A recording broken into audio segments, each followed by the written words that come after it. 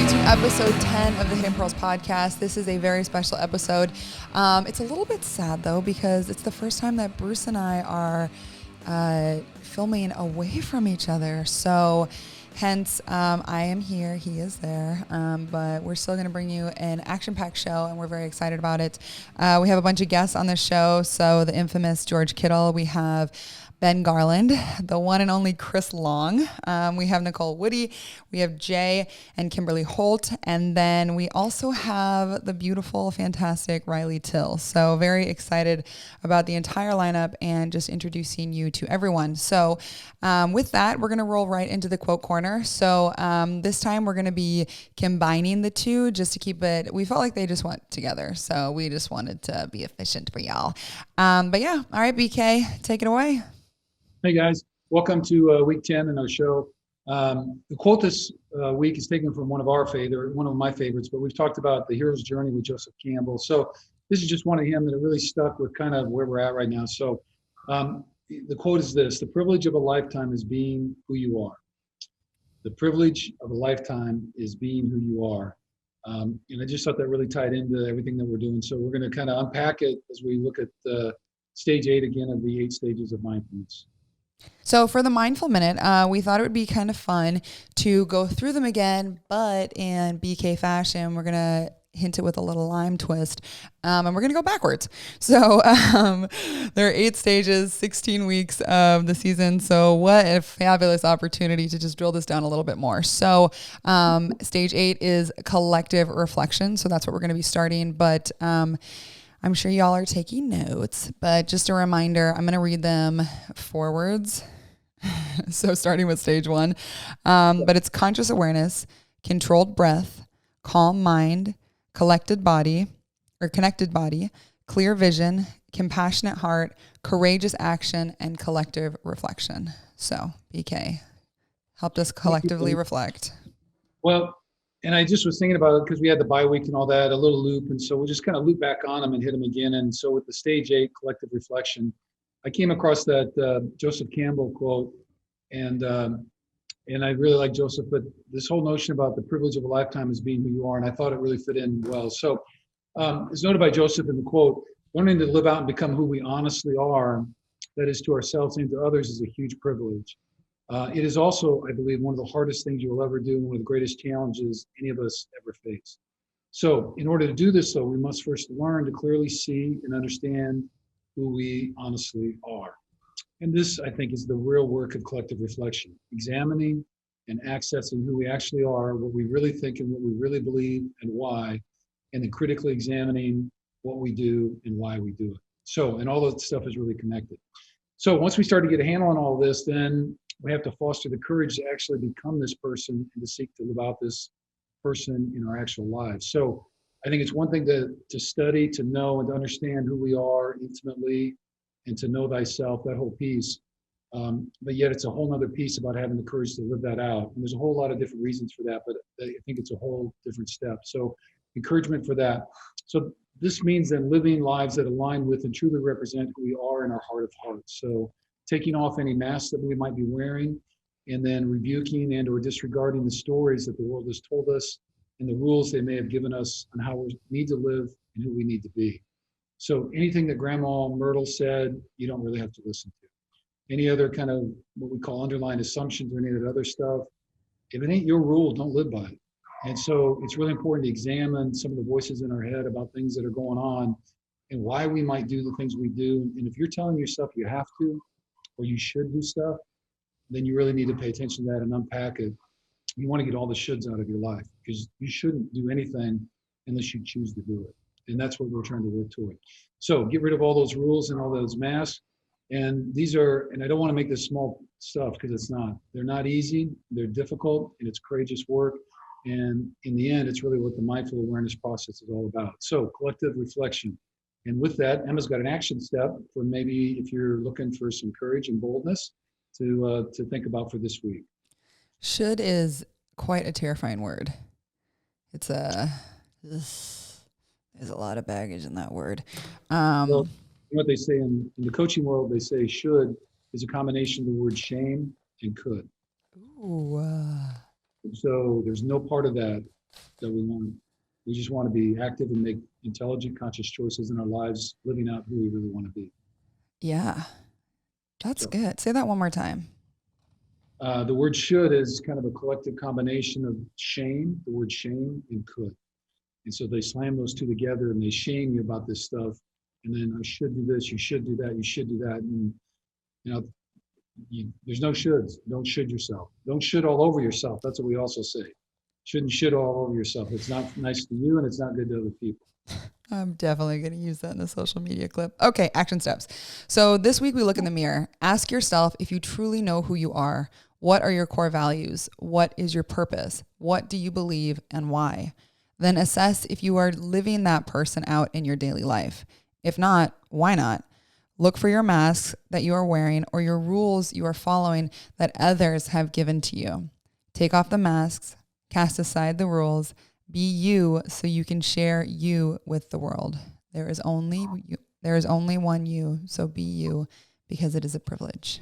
So thank you, BK. All right, so join us next week for some courageous action. And with that, we're going to toss it right over to our NFL boys. We got GK, Ben Garland, and Chris Long in the house. Thanks for sticking around. Thank you.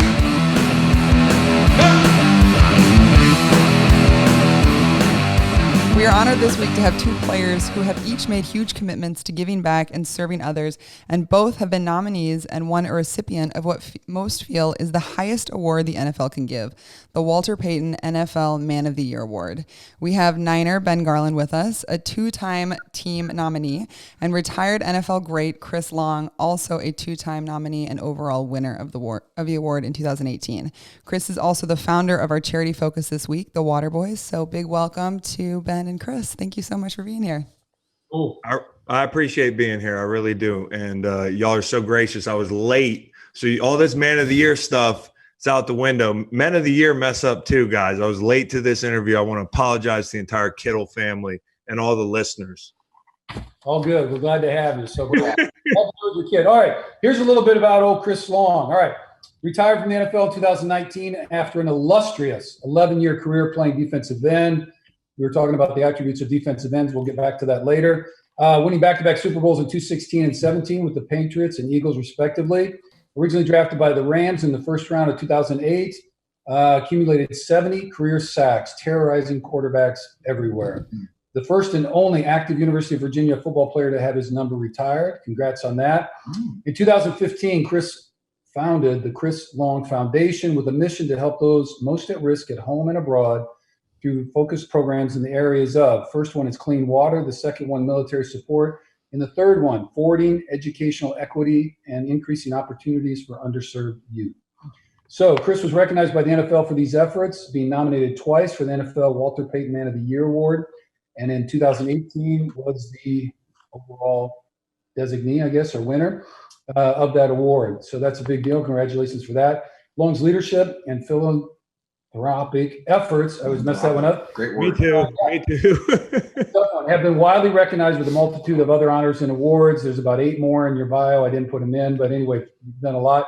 Born in Santa Monica, California, into a legendary football family. He's the son of Diane Long and Pro Football Hall of Famer and NFL broadcaster Howie Long.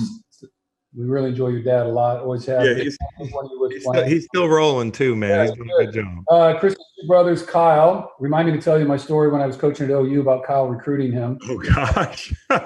Retired Pro Bowl guard from the Chicago Bears, and Howie Jr. Chris is host of the Green Light podcast and Chalk Media, I think you founded, so we might get into that. Chris and his wife, Megan, are parents of 2 sons. So Thank you very much for being here. All right. Emmy, tell us a little bit more about Ben Garland. All right. Good job, Bruce. Okay, so Ben Garland, in his 11th NFL season, originally from Grand Junction, Colorado, Ben played college ball at the Air Force Academy from 2006 to 2009, where he played on defense. Signed as an undrafted free agent in 2010 with Denver and was on and off with the Broncos through the NFL's reserve military list through 2012, completing 2 years of service to the Air Force. He was with Denver through 2015 and thereafter was with Atlanta, had a safety on Russell Wilson and, as a DT, a defensive tackle. Wow. That's cool. Anyway, he signed with the Niners in the spring of 2019. Ben has also been very active in the community, receiving multiple awards, including being the team nominee twice for the Walter Payton NFL Man of the Year award. One with Denver and then once again with Atlanta. Make it 3 times with the Niner maybe. As well as the recipient of the 2018 NFL Salute to Service Award. He is a member of the Colorado Air Force National Guard, holding the rank of captain, and has participated in 2 USO tours. Ben is also very familiar with our charity focus this week, having participated with Waterboys in their efforts to bring clean water to those who need it. Most recently, during the 2020 off-season, Garland partnered with Waterboys in climbing Mount Kilimanjaro in Tanzania, Africa. During this trip, Garland and the team raised over $200,000 to help bring the gift of clean water. Ben is also one of 4 siblings. Yeah, Woo! There we go. What's up, boys? Okay, so big welcome. Thank you again, everybody, for being here. And Georgie, what up, my boy? So this is a very special opportunity for us, and we're super excited to have you both on. We named our podcast Hidden Pearls Podcast because our goal is to uncover the hidden pearls, which are the people and the organizations committed to giving back, serving the community, and helping others. Our mission is sharing the untold stories of the people and communities impacted by social and environmental injustice. So not sure that either of you are very hidden anymore, but it's a great honor to have both of you here and talk about what is obviously something very close to your hearts and that you're very passionate about. So big thank you. That's right. Let's dive right into the Walter Payton Man of the Year award. So both of you have done so much and worked so hard to give back to the community, and both of you have been nominees twice, and Chris actually a winner, recipient. So this award is thought of as the highest award the NFL can give. So we will get into the Chris Long Foundation and the story behind Waterboys, but can you kind of tell us about being recognized and what that process was like, and Yeah, it was a huge honor, and it was humbling because to win the award, you have to go hang out with all these dudes at the Super Bowl who are better dudes than you are. And like, that's the way you feel coming away from, meeting guys the likes of Carlos Dunlap or Ben Garland or, Malcolm Jenkins and Greg Olson, guys like that. Like, these guys to me are legends, like truly legends. Like, we play a game. So if we're good at football, that's great. But that doesn't say a ton about your character. So when I meet these guys, I'm just humbled to be in their presence. And, the fact that I won it, I honestly feel lucky. I feel like it's messed up that somebody has to win it. And I was almost uncomfortable giving that speech because you're just like, dude, how do you pick somebody out of this group? So I was just so appreciative and humbled. And it gave like legitimacy to what we were doing, being there and getting exposure. At the Super Bowl the next day, there were dudes from around the league that I hadn't seen in years. They were like, hey, I'd love to come to Kili, or I'd love to do this. Like, people need to see what you're doing, whether it's what I'm doing or Ben's doing or George is doing, and that exposure really helps. So I was appreciative.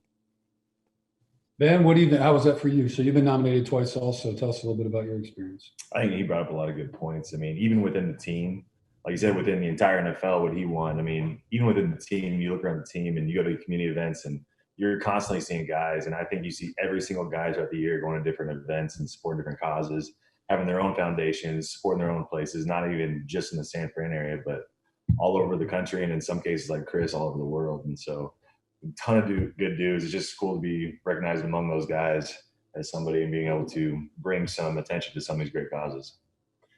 So here's the question I just want to unravel a little bit with you guys. So Chris, we read through the website and all that kind of stuff, and reading that and talking to Ben and reading you guys' bios. So I'm always curious though about, there's a lot of guys in the league. I mean, in some ways there's not, because there's only so many spots, but at the same time, there's a lot of guys, and each team nominates one guy, and there's plenty of guys that are trying to do some stuff, but there's a bunch of guys that take a check and go home, which I'm not judging anybody, but there's still something about having kind of a passion or a spark inside you that motivates you to do that. Because there's a lot of work in that, because you started the foundation, and I'm sure you were doing stuff before that in 2015. Yeah. It takes a lot of organizational work. You got to have board of directors, blah, blah, blah, the corporate stuff. And then you got to raise money, and you got to pay tax. You got to do all that stuff. And then you got to go actually do things. And we'll get into the Long Foundation and all 3 of your missions. But you carved off a lot of stuff. So, where is it that you picked up this thing about giving back, or or trying to help other people. And this is for both of you guys. I'm really, because we do, that's part of the Hidden Pearls. It's like, why do people care? I mean, why go to all this trouble to make the world a better place? I just think, I really think, whatever you're trying to do to make the world a better place, like if somebody's listening and they're like, how do I help out? When I'm looking at a guy like Ben Garland or Chris Long or some athlete who's got a bunch of money, bunch of resources, people, I think it can be overwhelming. And, I think the lesson to learn is, like, I'm sure Ben would tell you, I look at people who are giving back, who have way more resources and way more money than us. And I'm like, what we're doing is just a drop in the bucket. We raise $2 million a year.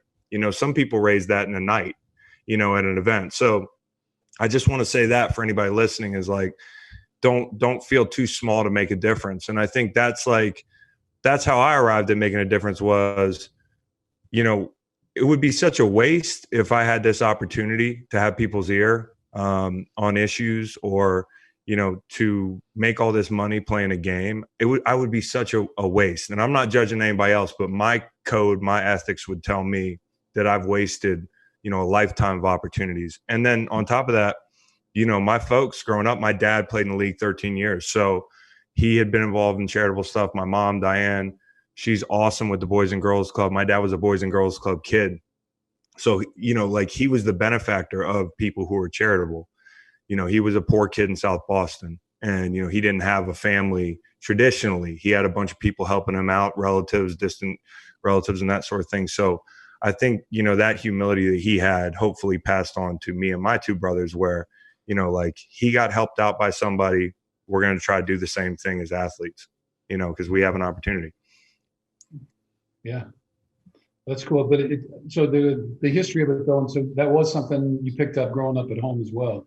Yeah, my folks. Yeah. And so it kind of sticks with it. So, yeah. And what about you? So how'd you get, I know Air Force and all that kind of stuff, and they've got a code.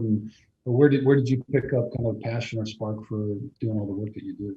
I think it's really inherent in all of us. And I think I was blessed because I was in the Air Force. And one of their core values is service for self. Right. And I also have it big in my family with kind of giving back. But I mean, that first time you ever give back to someone and you visually see it like on their face, like that you made an impact and you made a difference, or that's something small, like even as a kid, like you do something special for someone and it lights up, you love that. And I think everyone does. And I think I've just been lucky enough to be like blessed and given a platform to do it with. So the more I do it, the more I love it. And the more you do it, the more you want to do more. I think it's one of those things like I think that's, cliche Spider-Man saying, the more responsibility you have, the more you know what I'm talking about. With great and you meet people like you meet people like I've met people like Ben through charity, so we're all getting better for doing this stuff, and I like being around like-minded people and people that inspire me. So getting a chance to meet people like Ben and folks like that through the circles you run in when you do this stuff is awesome too for you. So like it's selfish to be charitable too, because it'll make you a better person. Yeah, I think that point's really true. I mean, it gives back to you in a lot of ways. I mean, you don't necessarily do it for that, but not just the feeling that you get inside, but the connections you make and the networking. Yeah. A lot of gifts to the whole thing. So, we'll keep coming back to that. So let's talk about this. So just how you guys know each other. So Ben and Chris, tell us your story about how you guys know each other, you guys in the league. And then, so Chris, how old are you now? I'm a ripe old age of 35. Oh, so dang old. Yeah. Right. Yeah. Look at George. Yeah. 27 over there. Yeah. He's like, darn, man. Yeah. This is what it looks like, man, when you turn 35 and you're washed up and old, man. So y'all boys got a lot to look forward to. Okay. So when did you guys first meet? Was it through the Walter Payton stuff or was it before that, or how'd it go? Well, we played each other before, but like, I always knew about Ben's career from afar and respected him as a player. But once we did the veteran thing with Waterboys, it was like, we love hearing players that are more interested than we are even sometimes, like that run us down to be like, I want to help. Those are the guys we love. So like Ben, the thing I loved about, getting to know Ben through Waterboys is I never had to worry about Ben, making himself useful. Like Ben is the perfect asset to an organization because he was like pounding the pavement for us immediately. And I was like, this is the type of guy we want. So, a lot of times you might admire a player from around the league and then meet him and be kind of disappointed. It's just the way it goes, like Georgia. But it's true. When I met Ben, I was like, this guy's even cooler than I figured he was. So it's been great getting to know Ben. And then we got to hang out in Africa this year, which feels like a year ago. It was only like 7 months ago. Right. All right. So Ben, you want to add anything to that? Yeah, it's cool. I actually saw Chris in person. We played in the past. I mean, obviously one of his Super Bowl rings is the one I don't have, but I saw at the Walter Payton Man of the Year. That's the one where I won the salute to service, and that's where I heard more about Waterboys. And then the very next year, I went on a trip with AFWB, which is another international charity. Brett Hundley was on the trip, another great guy from the Cardinals.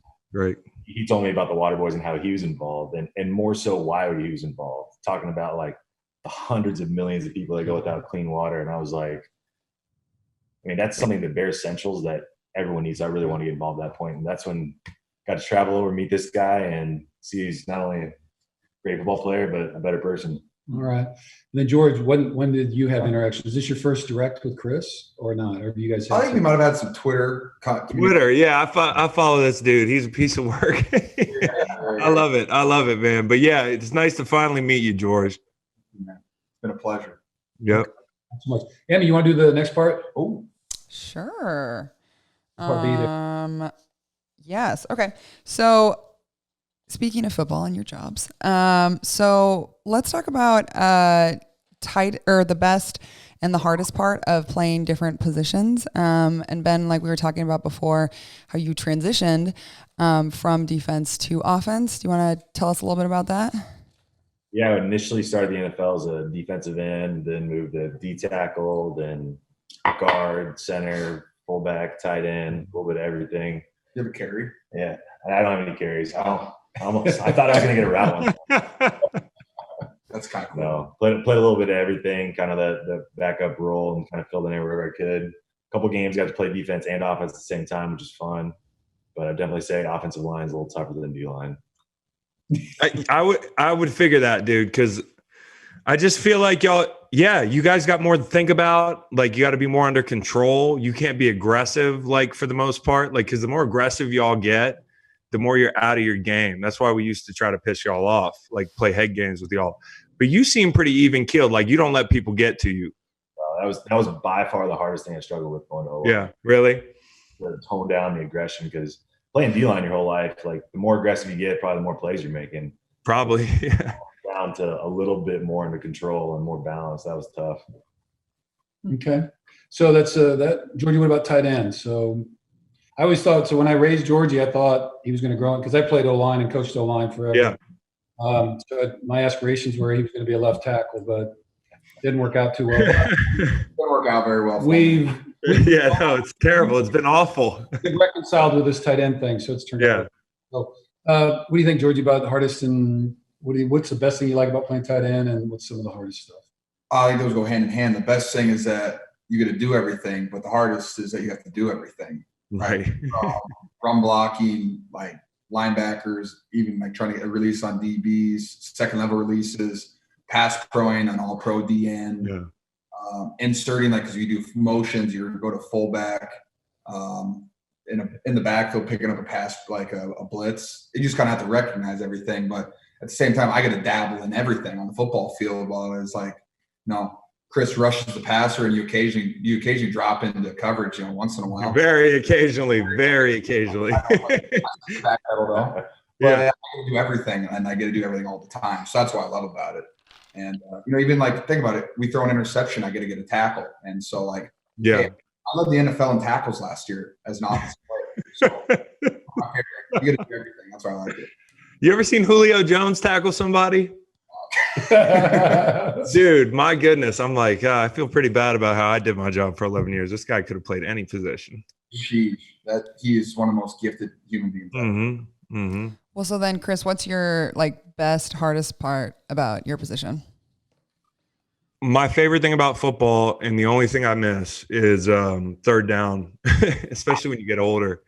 But I love playing the run. It was just that what you play the game for are like those big moments where 60,000 people are on their feet And, if you just whip the guy in front of you, like, you're going to turn the place upside down. And that, like, I'm sure it's how George feels when he scores a touchdown or whatever. But when you win your one-on-one and you can get a sack or, whatever it is, you cause a turnover, like, that's the greatest feeling in football. The worst part about playing defensive end probably in the schemes I played was dealing with people like George, because George can block. And one of the most awkward deals is playing a 7 technique, like right inside, head up to inside George's nose.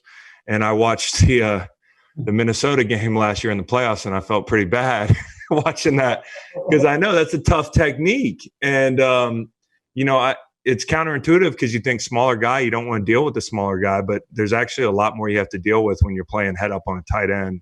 And that's one of my least favorite things. I see. Yeah. When I get a 6 technique or a 7, I'm pretty happy. Yeah, you're real happy about that. Dude, I played most of my career in a 6 and then a 4-eye in Greg Williams' scheme. So, like, once I finally got to play in a 9 technique scheme, it's like, man, this is heaven. Like that's my nightmares when I get Nick Bosa in a 12 technique. Oh yeah. Yards up the field through my face with outside zone. Yep. That's never for me. Yep.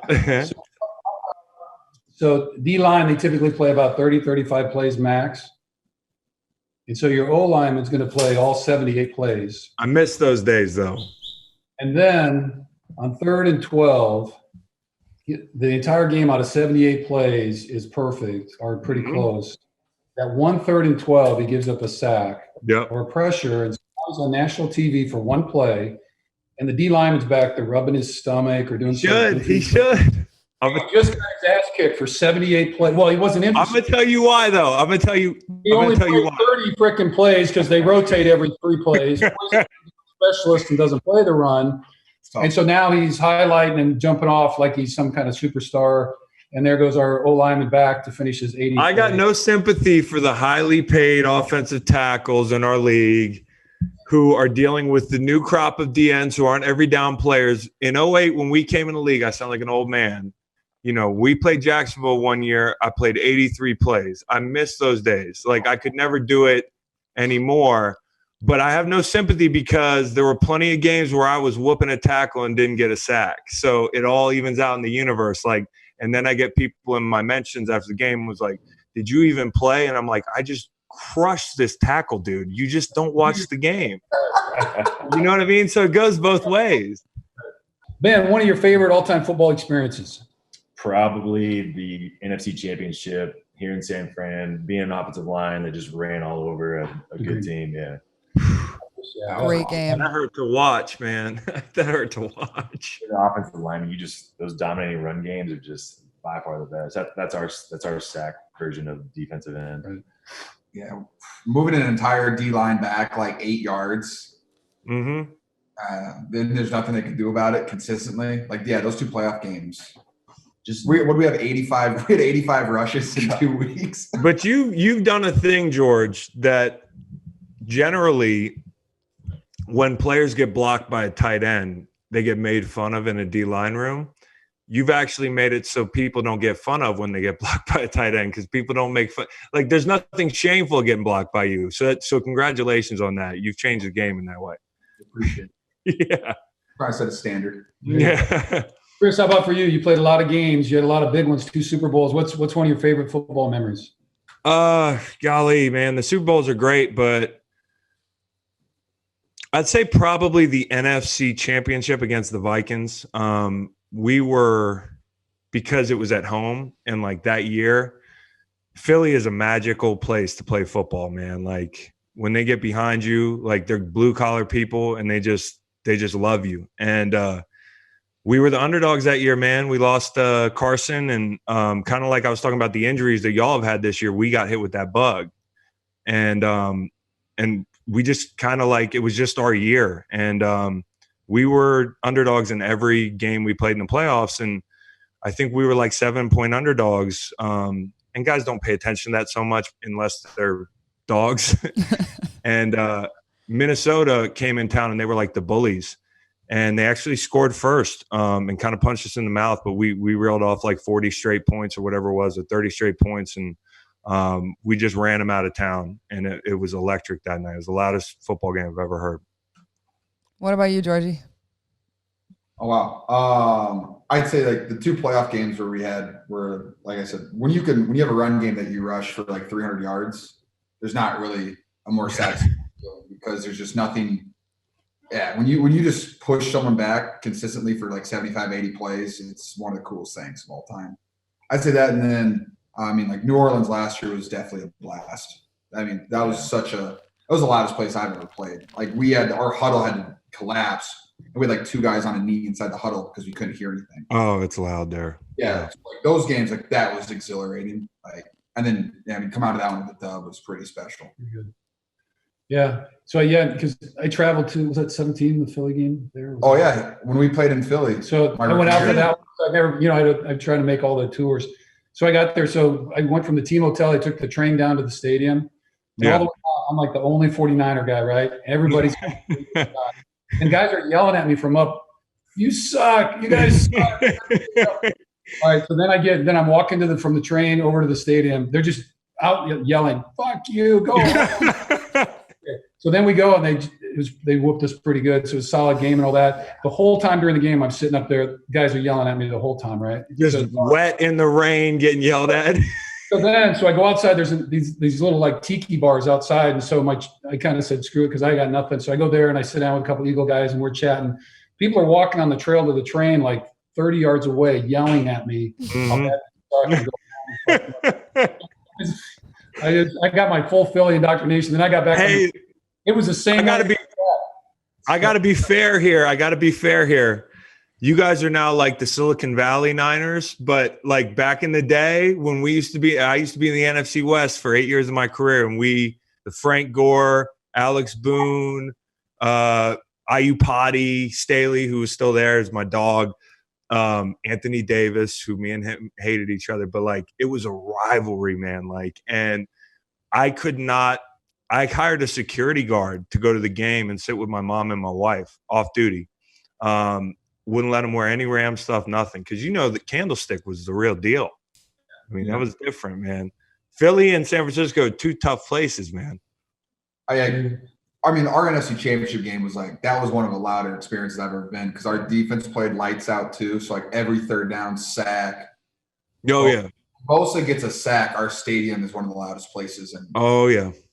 So I'm a big Bosa fan, if you couldn't tell. Dude, he's he was maybe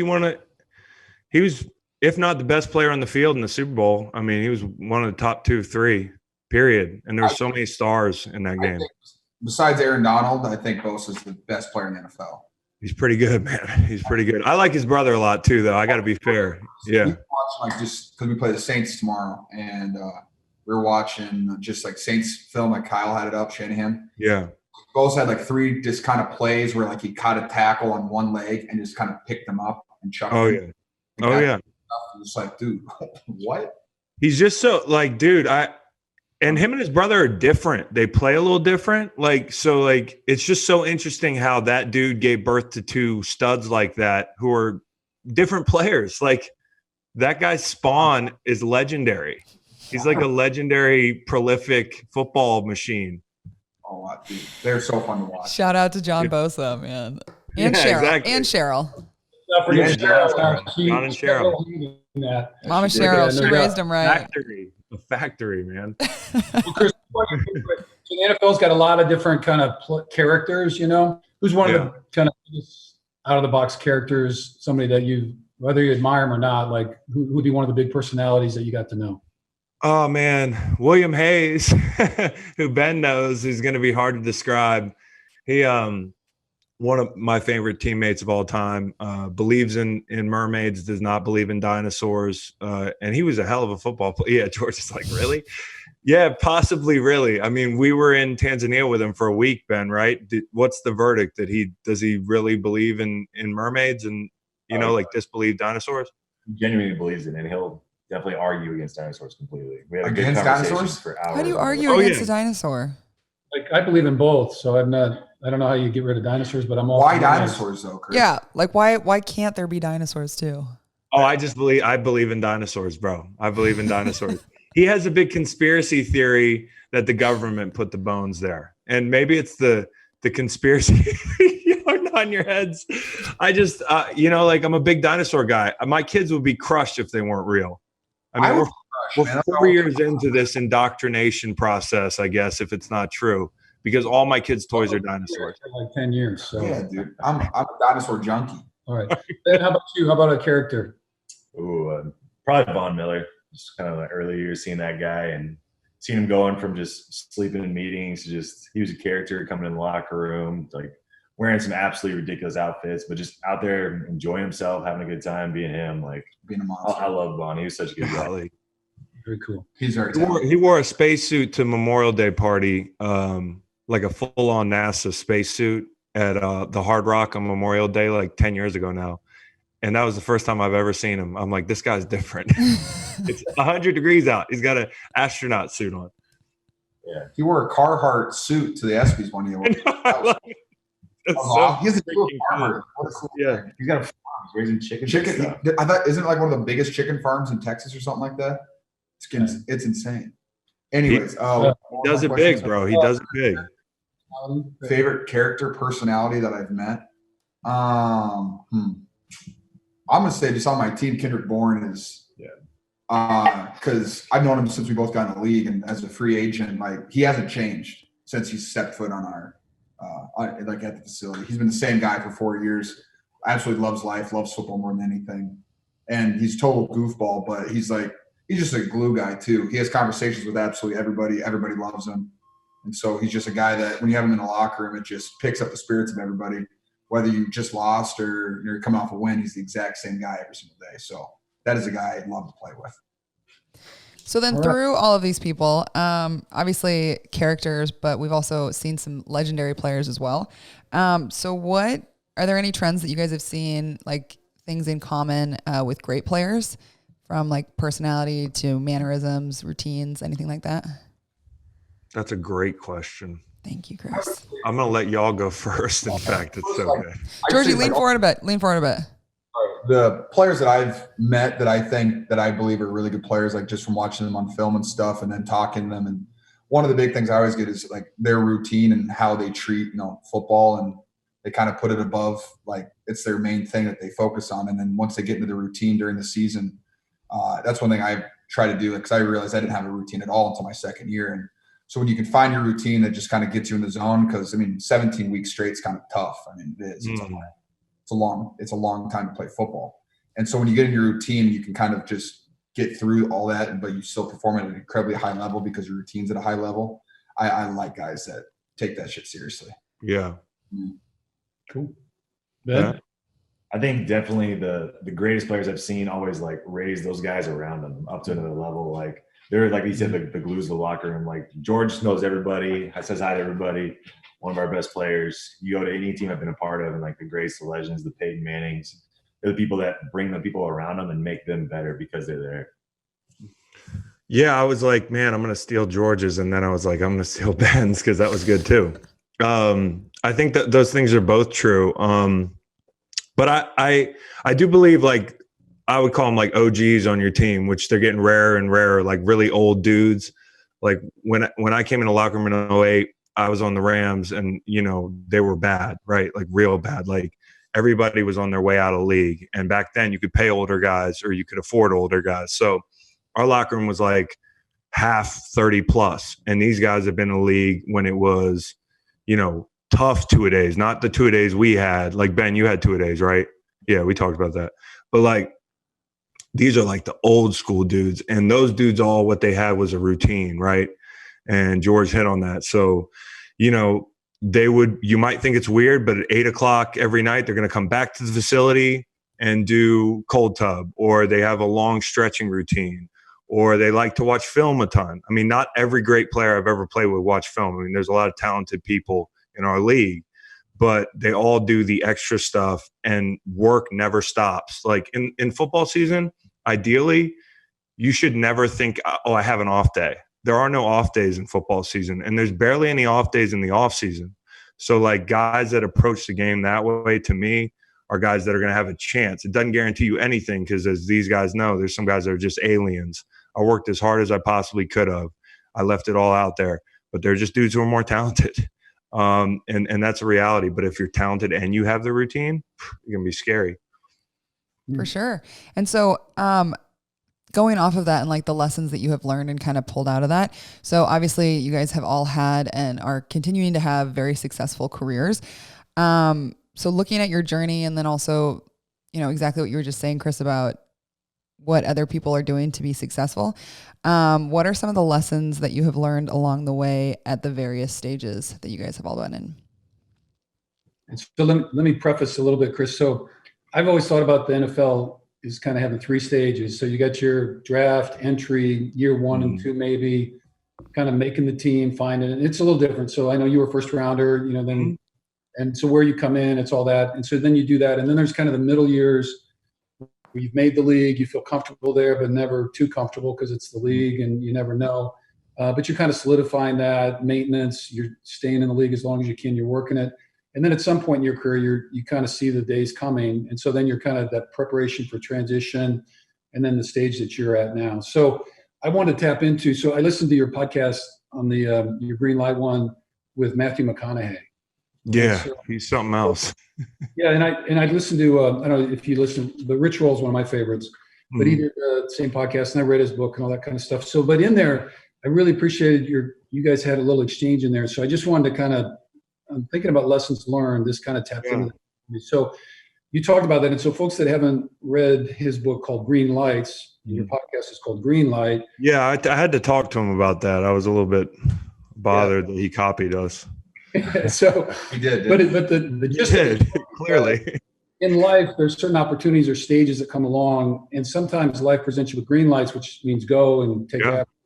Others are yellow, like slow down and caution. And sometimes we hit red lights where our life kind of stops and we can get stuck. And so that's kind of the theme of the book. And it's his first 50 years and his lessons and all that kind of stuff. But in there, you kind of talk about after the retirement, this is some things that you said. And I just want you to maybe in lessons learned. Yeah, I remember what you said. Yeah, you're talking about when I said, because his whole concept was, identifying the things that are green lights, making sure you work through the disguised things that look like green lights, but the red lights. And like, you can identify those things in your life. And I thought it was actually a pretty cool way to look at living. And, I mentioned to Matthew, I said, what was my career? Because after retirement, there's been 2 years I've been out now. And I feel like I have learned more about myself and about who I am than I did for 15, 20 years of playing football from high school on, because it's your identity. It's obscuring your view. So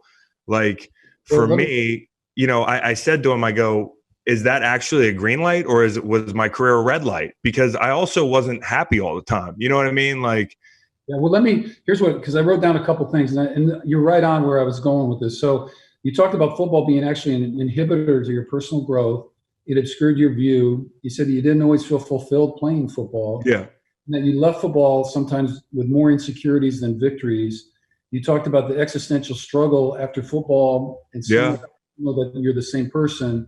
But in the end, you learned that it prevented you from doing a self-inventory because you're always under the gun and your focus was always there. So, so talk to us a little bit about lessons learned, because I thought that was really insightful. And then in the end, of course, Matthew said, well, it had to be a green light overall, but it might have been like at least a yellow or red in a couple areas of your life. But anyway, I thought that was really insightful.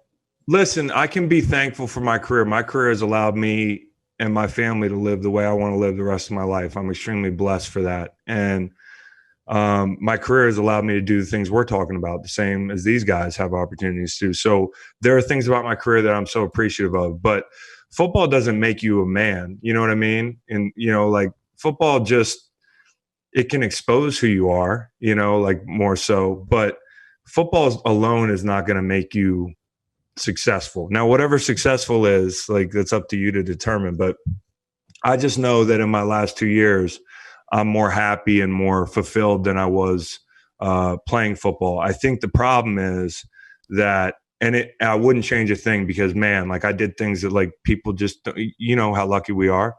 But football is such a you're under the gun, so to speak, 24/7 from the minute you get in the league. And before that, college football is a grind too.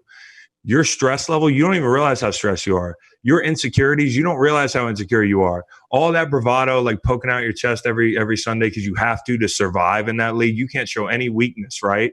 That's like the way so you do that for 11 years. You do that for 15 years with college. And if you know where you're going, you're doing it in high school too. It's healthy in our world, but we're not living in the real world, and it's fine to do it. But when you walk away from it, I wish I could have told myself right away, like, you need to learn to be less conflict oriented. Like, you need to learn to stop turning things into fights. Like, stop turning things into like, that person's threatening me, or that, this insecurity, like, I don't see it. Like, you need to relax a little bit, and just be happy. And I think that's what retirement's given me, is a chance to just enjoy the even keeledness of being a dude. Like, you know what I mean? When we play football, you're either intensely praised or just absolutely shit on a Monday. Like, there's no in between. And you become an addict to like that feeling, right? So you're just living to serve a bunch of people that don't even know you, which is great. But you'll find out when you retire and you have time with yourself that, like, there's a lot more to life to it. So that's what I mean by it. I'm not saying my career sucked or, I was unhappy, but I didn't realize how stressed out I was. And I never had time to learn myself because I was so busy, chasing that approval every Sunday. Do you feel like there were, in kind of your transition out of football, do you feel like, or what were kind of ways that you like put down that backpack, like lowered those stress levels and like, by screwing up and just, like, when you make a mistake as a player, you don't have time to process it. Like, I'm talking about mistake as a person. When you're a player, you're just so like predisposed with your own life, not selfishly. You don't have any other choice but to be selfish to be successful. So you just shut everything else out and you're like tunnel vision. Well, now when I screw up or I say something I don't like, or I say something I don't mean, or I hurt somebody's feelings, or I do something unhealthy, I actually have time to sit with it because I don't have practice the next day. I don't have a game that Sunday. I don't have something else that's obscuring my vision. So I actually just, and I'm not saying I've learned a bunch of stuff or I'm perfect, but I'm better than I was 2 years ago because I can actually be like, Chris, like, I don't like that about you. And you've been doing that, like, thinking back, you were like that for like 11 years. Like, there were some things that you did the last 11 years I don't like, and that's what growth is. So, I think that's what, anybody who's retiring or like undergoing a big change. And I think guys do struggle existentially. And, I still struggle. You'll struggle probably. You'll miss football some days for the next 40 years. But I still think that like guys who are playing and worried about it shouldn't worry because life is actually very good after football. It's the fear of what life after football is that I think gets a lot of guys. Yeah. So Chris is talking about stage 1 of the 8 stages of the mindful awareness athlete, which is conscious awareness. But anyway, we'll come back to that a little bit. Wow, dude. Did I hit on something by accident? So we can find that back in. So, and the other part is stage 8 is collective reflection. Reflection. And so, because the life unexamined or reflected on, right? You can't learn and grow unless you're paying attention. Yeah. That's kind of part of that whole process. Yeah. So anyway, so we'll tie into that in a minute. So Ben, I don't want to cut you out because you've got a bunch of experience and been around too. So, and then, and I guess 11 years in, that kind of exceeds almost everybody's expectations. So I don't know what you're thinking, but what kind of lessons in that stage of you would think you're in that twilight of thinking about where you're going to be and all that. So what have you learned and how are you preparing for where you're going? I learned a lot of my career, especially, you'd be coming from the polar opposite place than where Chris was or George. I was undrafted free agent. I was going into camp knowing I was a camp body. Like, there are 90 guys and I'm going to be cut unless some miracle happens.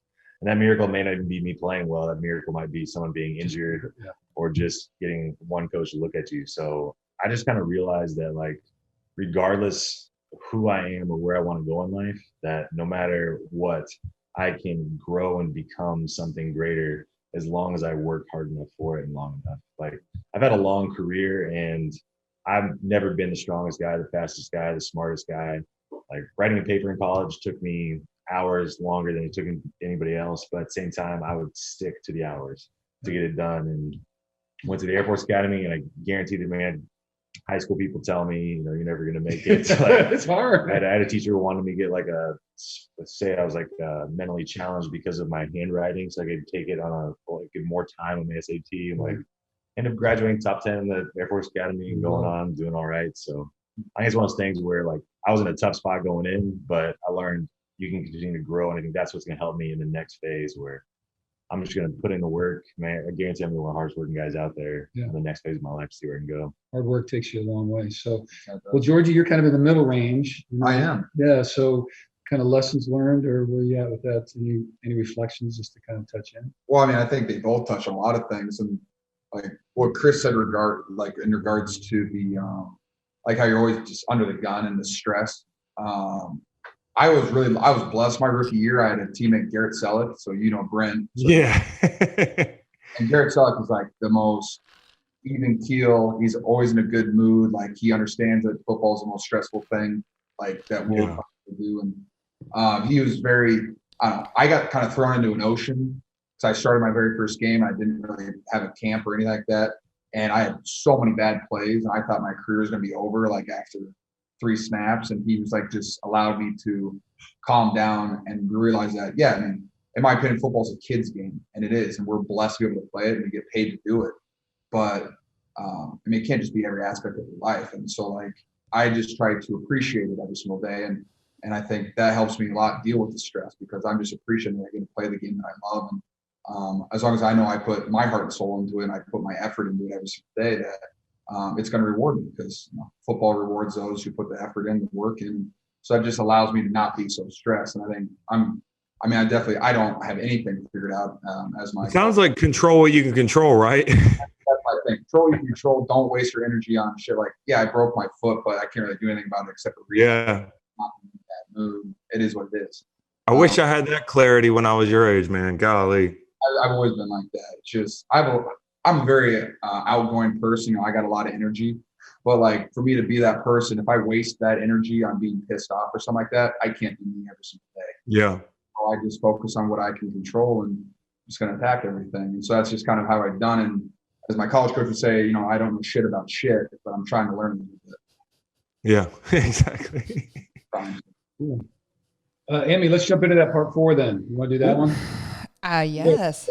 We got to get into the Waterboys yet. So I know. Okay. So another huge part of what Hidden Pearls kind of stemmed out of is Thunderbird Performance, which is our overall business, LLC. And so part of that is we do mindful awareness and performance. And so would love to talk to you guys about your mental prep. And I guess in similar of what we have been talking about, like what mental things do you guys do? Like, do you meditate? Are you big breathers? Are there any like special recovery or journaling? Are there any like things that have really helped you to, I guess, like recognize those stress levels and then either compartmentalize or sit with them or handle them and kind of live with it and then still allow you to have a thriving career and home life? That was a big question. I want to, Pops, what we got, man? Because you got the most knowledge. Yeah, but you're the 11-year illustrious career. I don't know. I'm a stress ball, so like I actually am an anxious person. You know what I mean? So overthinker, I think you described yourself as. Overthink, yeah. Like I'm to my detriment. So I was probably before I came on here.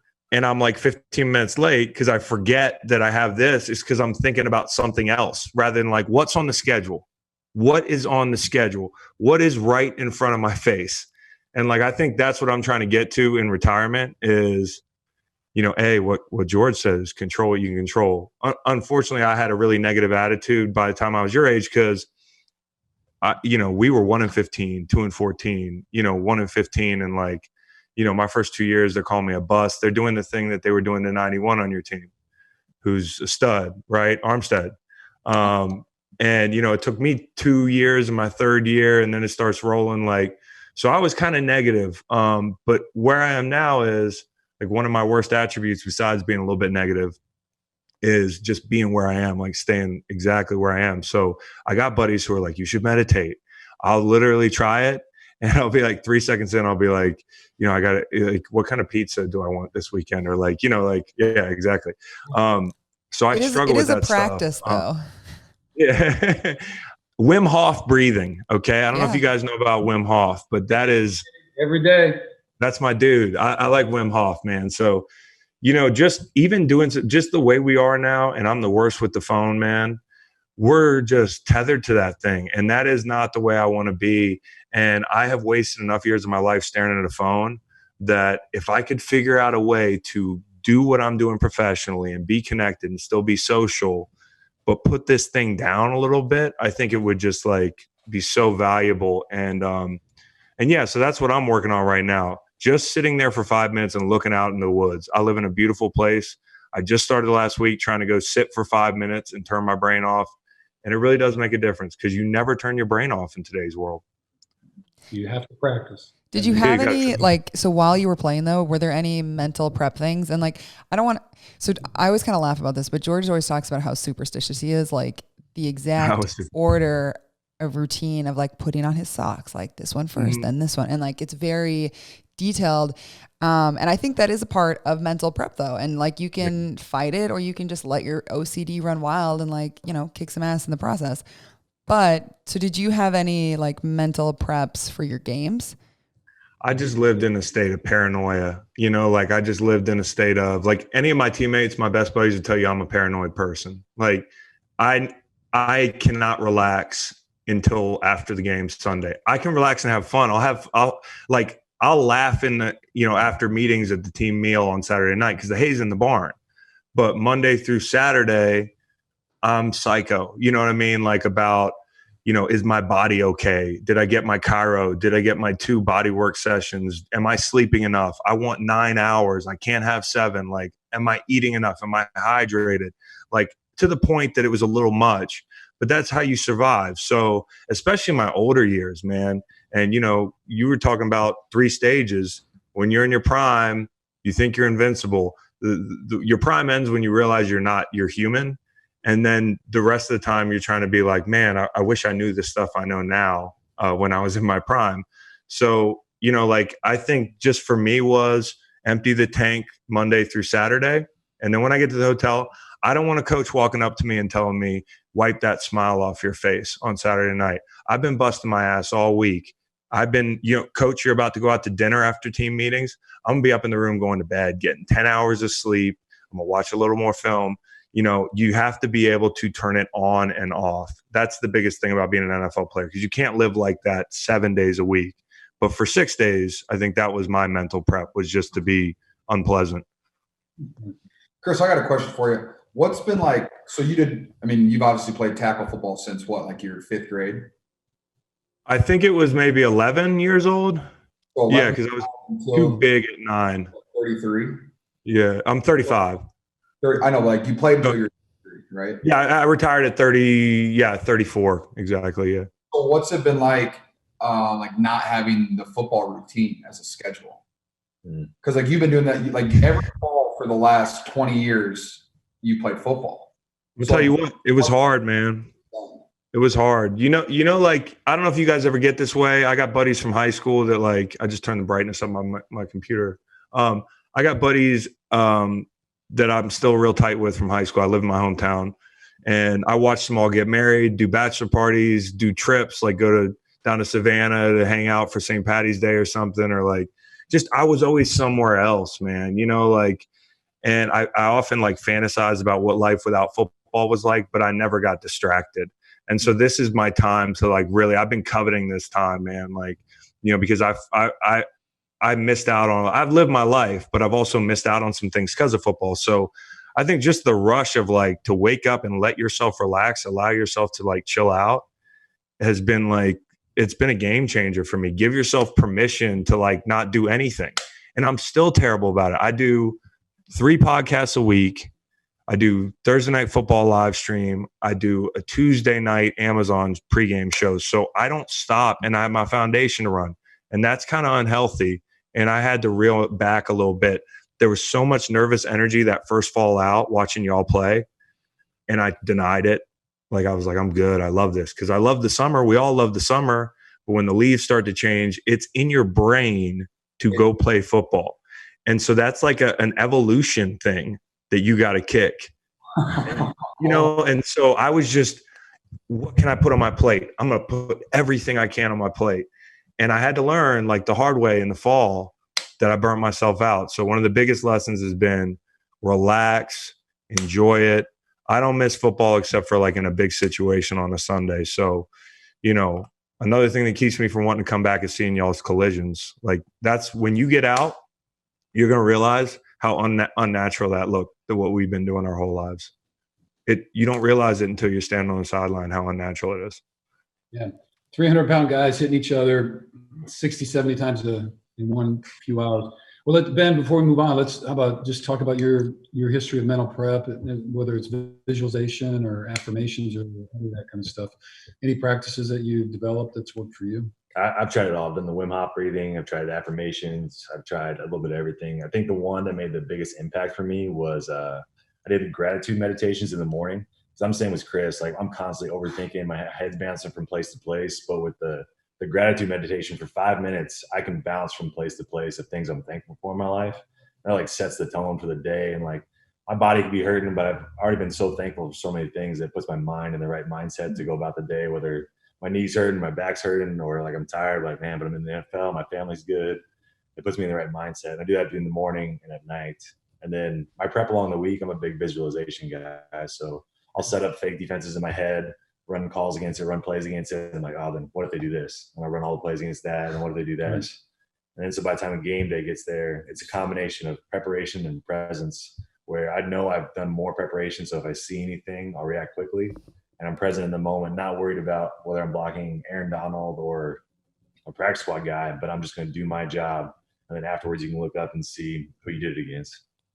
Yeah. So, because your first step and your aiming point and your hand placement's all the same, no matter who it is. And so just, get her done. So, okay. Did either one of you guys ever deal with negative self-talk issues? Oh, yeah. This morning. Like, come on, man. Hey, listen.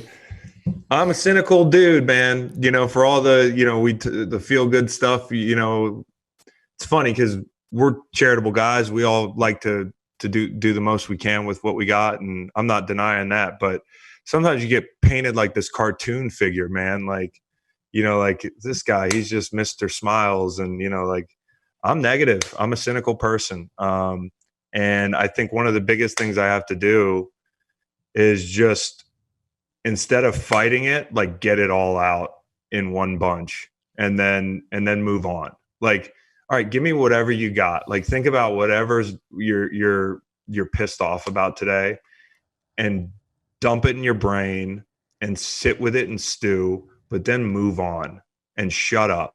Like, tell yourself to shut up and stop complaining and get over it. And then, like, my day's better. I mean, so I actually try to lean into it a little bit, which is easy for me. It's so aggressive. But then move on. Just sit there. What are you pissed off about? What do you want to complain about today? Just sit there for 5 minutes with it and then move on. Like, write something down, write a list down. What are you unhappy with right now and how can you change it? And then be done with it for the day. Well, you said earlier, making sure, realizing that everything's not a fight. And just embrace the shadow and welcome them in. And then once you've embraced, you can walk through it. And also realize people don't care. Like, you're not that important, like, get over yourself. Like, seriously. And that's one of the greatest things about retirement too. You're like, I could make 60,000 people line up to get autographs. I mean, I wasn't that great. You could, Kittle, but like, like in St. Louis, in 2012, I could have a sizable line of people that want to get my autograph. I could walk in that same stadium and walk through the concourse now. Well, the stadium's not there anymore, but like, things change and it just reinforces it. Like, you're not that important. So your problems aren't that important either. Like, the world is huge, man. Like, get over it, Yeah. Well, good. Well, all right. Ben, you want to add anything? We kind of ripped through that. Oh, good. Okay. Emma, you want to do the fashion? We better get George's shoes on, and then we got to do a little Waterboys and let these guys go. Oh, yeah. We didn't tell Chris about this. Do you have anything fashionable that you used to wear into games or like your game day fits? I just show a pair of shoes. What's your game day swag? Were you a suit guy? Were you a? Oh no, I was right there with. You're saying you didn't dress up, right? I wear jeans or sweatpants and a t-shirt every time. I have worn the same uniform the last 5 years of my life. It is a black t-shirt and black sweatpants, like pretty much no matter the weather. You know, it varies a little bit, but for games, I used to get made fun of. They said I dressed like I lived outside the stadium, not like a pro football player. That was the joke on the team. And you have to buy all the stupid expensive suits to learn your lesson. Once you buy those stupid suits and you hate every minute of wearing them, you'll never wear them again. I have a couple suits, and I haven't bought a new suit in 2 years, so I'm good. It's so dumb. Coach Shanahan does not make us wear suits. His rule is just don't wear sandals. Is basically his only rule. Yeah, right. You just got to follow the one rule, right? Every coach has got one. All right, Ben, what about you? You're a fairly casual game day guy, I think. Yeah, just classic jeans and a button up. Just keep it functional so I can get back in athletic gear. Yeah. Okay. Well, Georgie, what do you got for us today then? I'm going to pull on some Jordans. Ooh. Nice. You can still pull those off? Oh, yeah. Even if I can, I still wear them. No, I just feel like I'm too old to pull them off now. Like I had this conversation with my buddies. If you're in your 20s, you're cool. You can do it. 30s, it's like you got to think twice with the Jays. Nah, man. John Lynch rocks some Jays once in a while. No, he doesn't. Does he really? I've seen him. Like, he wears different sneakers. I've seen him in some nice shoes a couple times. But like usually our coaching staff, we might have one of the swaggiest coaching staffs in the league. Like everyone's wearing Yeezys. It's hilarious. Shanahan's so cool. Him and Kingsbury, they're like the coolest bros of all time. Bros. I mean, like because our pass game coordinator and our run game coordinator, Mike McDaniels, that dude loves shoes. And so he wears a different pair of Yeezys. He gets Yeezys for coaches. No. The assistant O-line coach has Yeezys. Yes. Does Ben have Yeezys? No, but we ripped that assistant. No, he said no. Hey, you guys get all over it. Gotta get on. Bruce just got his first pair of Yeezys. I just got Bruce a pair of Yeezys. Actually. Nice. Is that what these are? Am I wearing them? Yeah. Is that what these are? I don't know. I didn't. They said those are Yeezys, right? I guess. Yeah, they are pretty cool, man. Like sometimes I look at them, and I think they're pretty cool, but I'm also like, do I care enough? Like, do I care enough for Birkenstocks today? You know, with socks, bro. Oh, yeah. Birkenstocks with socks. Do you have the rubber Birkenstocks? No, they're sweet. They are my favorites. They are like next level comfort. I will not be made fun of about Birkenstocks, man. Like people try to do it, I'm like, come on, man. These things are structurally great. They're relaxing. The sole support. Yeah. Exactly. Hey, Chris, Bosa wears Birkenstocks every day. Good for him. Yeah, he probably doesn't even need arch support. He's like a centaur. He's like, he's just built perfectly, bro. He's got them fuzzy ones too. He wears a long sleeve t-shirt and short shorts with Birkenstocks every day the entire year. Can you imagine when you get out of bed in the morning and you're Nick Bosa, how grounded you feel, like in battle, and just like your feet probably just grip the floor. Like the floor's like, oh, Nick Bosa just got out of bed. The earth just kind of goes, yeah. I get out of bed, I got to stretch. So like my kid runs in and I almost like slip my disc picking him up. Like, yeah, it must be cool. So, okay. That's fine. Let's talk about the Chris Long Foundation. Yeah. All right. So, Sure. So good stuff. Thank you so much, Chris. It's really been good. Appreciate those insights. All right. Founded in 2015. We talked about the 3 missions with clean water, military support, and educational equity. So what happened in 2015? And I'll just let you kind of run with it. There were a couple things. Why did you start a foundation, and then eventually get us into what happened with, particularly for Waterboys for us, because that's our charity focus? Yeah, sure. And thank you guys for having me. It's nice seeing people, like literally just hanging out with football players, bro. It's like pandemic for retired dudes. It's tough. I'm like back in the locker room. All right. 2015, like, listen, I've always done things off the field, but I never wanted to be the guy that made a big deal about it. That makes me uncomfortable. Cause there's some guys that, I don't like being negative, but not everybody is backing it up. And there's also some feel good stuff that isn't productive. And my thing is I never wanted to seem like a narcissist about giving back. So I had to kind of get over the thing about doing everything in silence and secret, because we need the fans, man. Like if I'm just giving in silence and I'm not parlaying it into a campaign, or I don't have a foundation, then I'm leaving stuff on the table and I'm being the guy not out of apathy, but I mentioned the guy that wastes his career and doesn't do anything. I'm doing it out of self-consciousness or some stupid, like ethics, like what. So I started doing stuff, and I realized that, like fans will meet you halfway. And I really was motivated at this point because I was in my prime, but I also knew that like that doesn't last forever. It's nice having a dad that played because he's like, the wheels will fall out. You have 30 operations. Like you feel invincible right now. But like, so I wanted to start the foundation thing, and I didn't know what I wanted to do. One off season, I went to Tanzania, and it was funny because Jeff Fisher was our head coach for the first time. And I met him in his office. And one of the things I asked him, I said, because he had done Wounded Warrior stuff over in Tanzania, I said, that mountain I saw you climb, Kilimanjaro, it's pretty cool. He's like, oh yeah, you should definitely do it. It's awesome. You're into hiking and whatever. You love it, trekking. I'm like, man, that's great. He's like, when do you think about doing it? I'm like, I'm thinking about doing it this off season. And he looked at me like, I don't like this. Like, I'm paying you a lot of money. You are not climbing this mountain. But I had a buddy named James Hall who was retiring, and he was kind of like my big brother. And he decided he would go with me to celebrate retirement. And we went and we loved it. We had an awesome time. And we came down, and I'm at the bar on the way out. We're flying out the next day, and me and James are bellied up to the bar drinking like Tanzanian IPAs. I've said it took like 2 that day because Ben will tell you, like, you can get drunk in a heartbeat once you get down for that mountain. And somebody walks in the bar and says, hey, Chris. And I'm like, no, I know somebody knows who I am. It must be another Chris. Hey, Chris Long. I turn around, it's Joe Buck, dude. Joe Buck is in the bar halfway around the world. Joe Buck is a St. Louis dude, so I know Joe Buck and works with my dad. He's got a guy with him that looks like Brad Pitt. And I'm like, that guy looks a lot like Brad Pitt. It's cool. You got good looking friends. Good for you. Like, that's cool. You guys are awesome. But why are you guys here, dude? Doug Pitt is the guy's name. It's Brad's brother. And Doug is the ambassador to Tanzania, the Goodwill ambassador to Tanzania.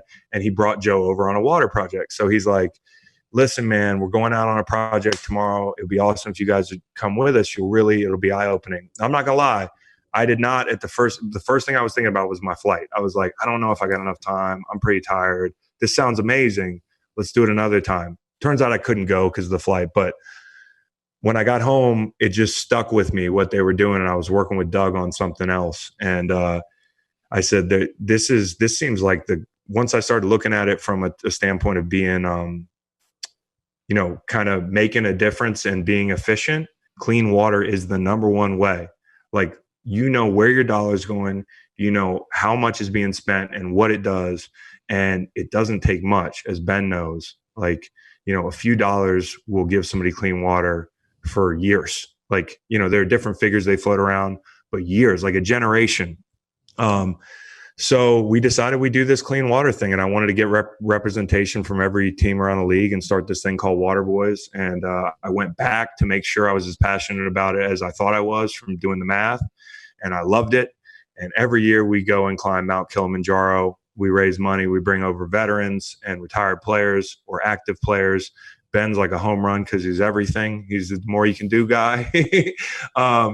And we've had 5 years now of classes along with Nate Boyer, who started this chapter of Conquering Kili with me.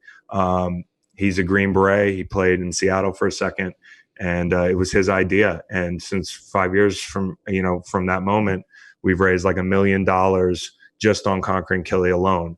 That's my favorite part of what we do. We also do a lot of work with football players and athletes. So we lean on fans to help us out. And we dig wells that are $53,000, solar powered wells. They don't break. There are millions of inoperable hand pumps around the world. So you got to pay for the best if you want to get this thing done. And they provide water for up to 7,000 people. So we have raised enough money to do about 100 wells now. And we're almost halfway to our goal of 1 million people served. And we've done it with the help of athletes and veterans like Ben Garland. So the fans are great too. You can check us out, waterboys.org. Yeah, well, we are checking them out. So that's all right. Pretty good stuff. Emmy, you want to jump in there? I think. How about part C? Oh yeah. So the giving the salary away whole thing that you did. Yeah, but I wasn't making that much at that point. I was kind of washed up. No, I wasn't washed up. I was still pretty good, but like, yeah, that was an awesome experience. I don't mean to make light of it. I do, because I'm uncomfortable with the praise that I've gotten. Let me hype it up a little bit. So for people who don't know, so in 2017, Chris pledged all 16 of his NFL game checks to support organizations that focus on educational equity. And then in 2018, he donated a quarter of his salary to focus on promoting early childhood literacy. So I would assume that was a lot of money. Well, it was a lot of money, right? Okay, we're lucky. Again, the backdrop is we make a lot of money, and I made a lot of money over my career. You know, I used to, before I was a third down guy, I was an every down guy, and I was, you know, one of the dudes. So, and I made some good money in St. Louis. So, back at end of my career, when I realized the platform I had, I was like, you know, I want to make this year worth it. I was also, to be honest, quite miserable to start the 2017 season. They drafted a kid right after they brought me in. They signed me for nothing, you know, relatively speaking. And I shared a locker with somebody, like my first open practice. I'm like walking up, there's a undrafted rookie and me sharing a locker. I'm like, I'm not a Hall of Famer, but golly, boy, like I got 65 career sacks or 60 career sacks. So I was just in a bad mood, and I wanted to do something positive with the year and give me a little extra motivation. And I said, you know what, it'd be fun to play for free.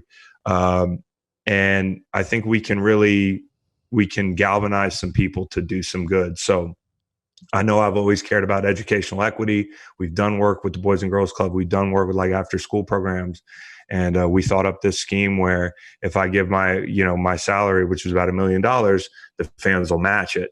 And we gave that to organizations like Summer Search, which is a lot of extracurricular mentorship in Philadelphia and Boston. We gave to organizations in St. Louis, Little Bit Foundation, which was like first through fourth grade. And it's, we were giving basic necessities that these kids weren't going to school with, like hygiene, toothbrushes, like clothes, jackets. Like kids are going to school in these terrible conditions, man.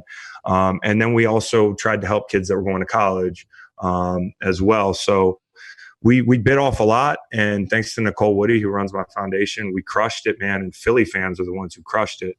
They matched us dollar for dollar, and then some. And then we set up the next initiative, which was First Quarter for Literacy. Because if you look at in 2018, we did this, and I didn't donate my whole salary because I'm not like that good of a dude. I did a quarter. So we did First Quarter for Literacy. And if people out there listening, reading is so important.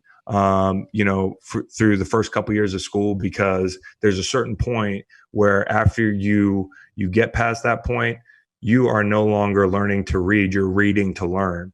And if you don't learn to read in a specific window, you're going to be behind the eight ball. And I wasn't a good student. I was a bad student. I was overwhelmed and intimidated by school. So every time I see a kid struggling in school, even if he didn't have the money I had or the tutors I had or whatever, I'm like, I cannot imagine being that kid in a messed up school system, like afraid of school, afraid to look dumb. You know what I mean? Yeah. And I read to my kids every night, and I would just be heartbroken if kids didn't have libraries at home and that sort of thing. So we raised a bunch of money there. And again, it was the fans. So it was a great 2 years, and Philly was a big part of it.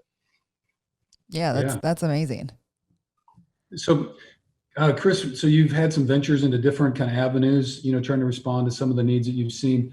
What about, what are you discovering as far as kind of systemic causation? Are there issues that lead to educational inequity, to certain populations not having clean water or running water, that kind of stuff? What have you seen kind of from that big picture window that you've maybe had a chance to see? Well, there's always, you get into it because you're up close and you're inspired or whatever. Like, if Ben's first thing was, I'm at a village, man, this is overwhelming. I'm seeing the symptoms of the sickness.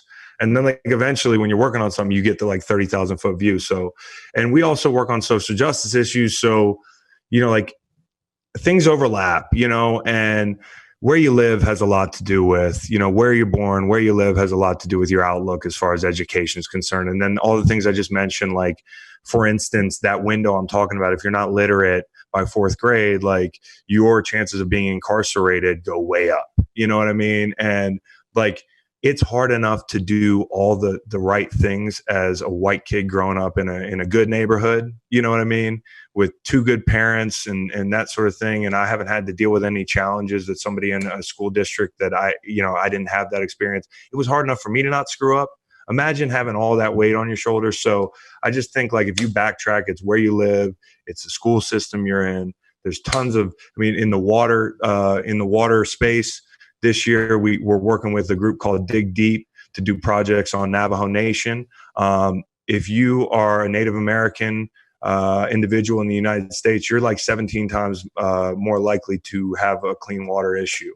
And if you are a person of color, 2 to 3 times more likely to have an issue with your access to water. So, a lot of those communities on that reservation don't even have running water in the house. Forget about like a clean, like a filter, or like to drink water, or like what, like can't even wash their hands, and it's a pandemic. So like there's a ton of issues that are just, they overlap, and school access to things like water. We also work in schools here domestically. We started a domestic initiative called Hometown H2O, and we put in filtering systems. Kids that are dehydrated can't learn. Like imagine being dehydrated, your brain doesn't work, right? Like when we're dragging after a practice, like I'm like, I can't think. Imagine the foremost important foundational years of your life. You don't have a jacket, you don't have water, and you live in America, or maybe you're getting poisoned because, the bureaucracy around you has failed. Like these are all things we have to pay attention to, and there's a ton of avenues with which we can change the world. Well, all right. So we've been making Ben sit here. So Chris, thank you on that. And then I might follow up with you because I'm working with, I've taken a few trips to Haiti, and I'm working on a little clean. Hell yeah. Working on a little clean water project down in Haiti. So that would be interesting to explore that. But dude, Ben, yeah, we should collaborate on something. Yeah. Cause I think you're a little better into the well thing, but Haiti's it's just, anyway. So yeah, I know. I've heard, man, it sounds like an intimidating problem. There's just so much work to do. Yeah. So lots of layers to that one. So Ben, anything just about your involvement with Waterboys? I know the climb in Kilimanjaro, so I don't want to leave you out of that. So I know Chris has touched on a lot of that. You want to tell us a little bit about that? And then just to both of you too, just your work in that, any other lessons that you've come with, but tell us a little bit about the Kilimanjaro experience and working with Waterboys. Oh, the Kilimanjaro experience is really cool because of that aspect of the other side of things, the military veterans, and being able to climb it was an incredible experience. I think Chris talked about it before, about how like some of these charity events are kind of selfish because of all the things you get out of it. And that trip was a very life-changing trip for me. You just spend 6 days away from a phone, away from anything, just bonding with these incredible humans. You had nothing but time to hear their life stories and just talking with these guys. We had 2 guys on the trip who were amputees, and like climbing the mountain is hard, especially summit night. I think that was the only night that was like challenge for me, but it was a challenge. And these guys, not a single complaint, just pushing through it. And like, it was hard for me to see them do it and like not complain, and just to hear their life stories from behind them. We had guys share about, some of the problems they had and open up to us, and even that human bonding that I think we were all looking for. So that was a really cool part of the trip. And then to know these veterans all raised money to help. And it was cool too, because the day before we left, we got to go to this school in Arusha, and we got to see the actual kids that we're going to give water to. And those kids were incredible. The conditions they were in, there was like a corner in the school where it was like just a cement basin with like trash and water, and kids would run up and just like get some water out of it. That's all they had was like runoff from the city with garbage in it. And then these kids, they loved us. We're out there throwing the kids in the air, having a blast, having a time with them. And like, they had nothing, they had holes in their shirts, but they're just happy to be kids and be able to learn. And we found out those are the exact kids that our money's going to help give them a well. That was a cool experience. Yeah. That's good to have. I remember 2 years ago, Elliot Ruiz, did you meet him yet? Well, he's a Marine from Philly. And, like Ben, you've been all around the world. Like these veterans are seeing the water sources and being like, holy shit. So that's saying something of like, you've got world travelers. Like Elliot cried because there was a stream down the hill in Arusha at this one, and there's gasoline in the stream. There's film, and kids are coming down the hill every day to get their water to drink, like drinking the water. And so like, if you can make a Marine cry over this, or like Ben Garland is going to be moved by this stuff, like it's bad, dude. It's bad. Okay. Well, a lot of there. So we've touched on a lot of pieces. Anything about the foundation or the Waterboys you want to add that we haven't addressed that you want to make sure people understand? And just, you can tie it in. So what would you tell people as far as getting involved? How can they help? And Nicole, we're going to have her on. She's on the next part of this. So she's going to explain a little bit more, some of that. And we'll have links in the show notes. Yeah. People can contribute in that. But any pitch from your end about what people can do on any of these issues and what you would encourage them to do? Yeah, I'm a terrible pitch man. I always forget to ask people to subscribe on the podcast. You know what I mean? Like my producer's like, hey, could you ask people to subscribe today? Like, that would be great. Thank you. It would actually help your business. I don't think we've ever said it. We should probably start saying. Oh, good. I was like, so everybody subscribe to Hidden Pearls, please. Exactly. Yeah. So let me do better with the foundation stuff. But waterboys.org, that's where you should go. Chris Long Foundation has a website as well. But Waterboys is what we've been talking about today. And I really think we could use the help right now. I know it's hard to give money right now, so I'm not pressuring you to give, but just check us out and tell a friend.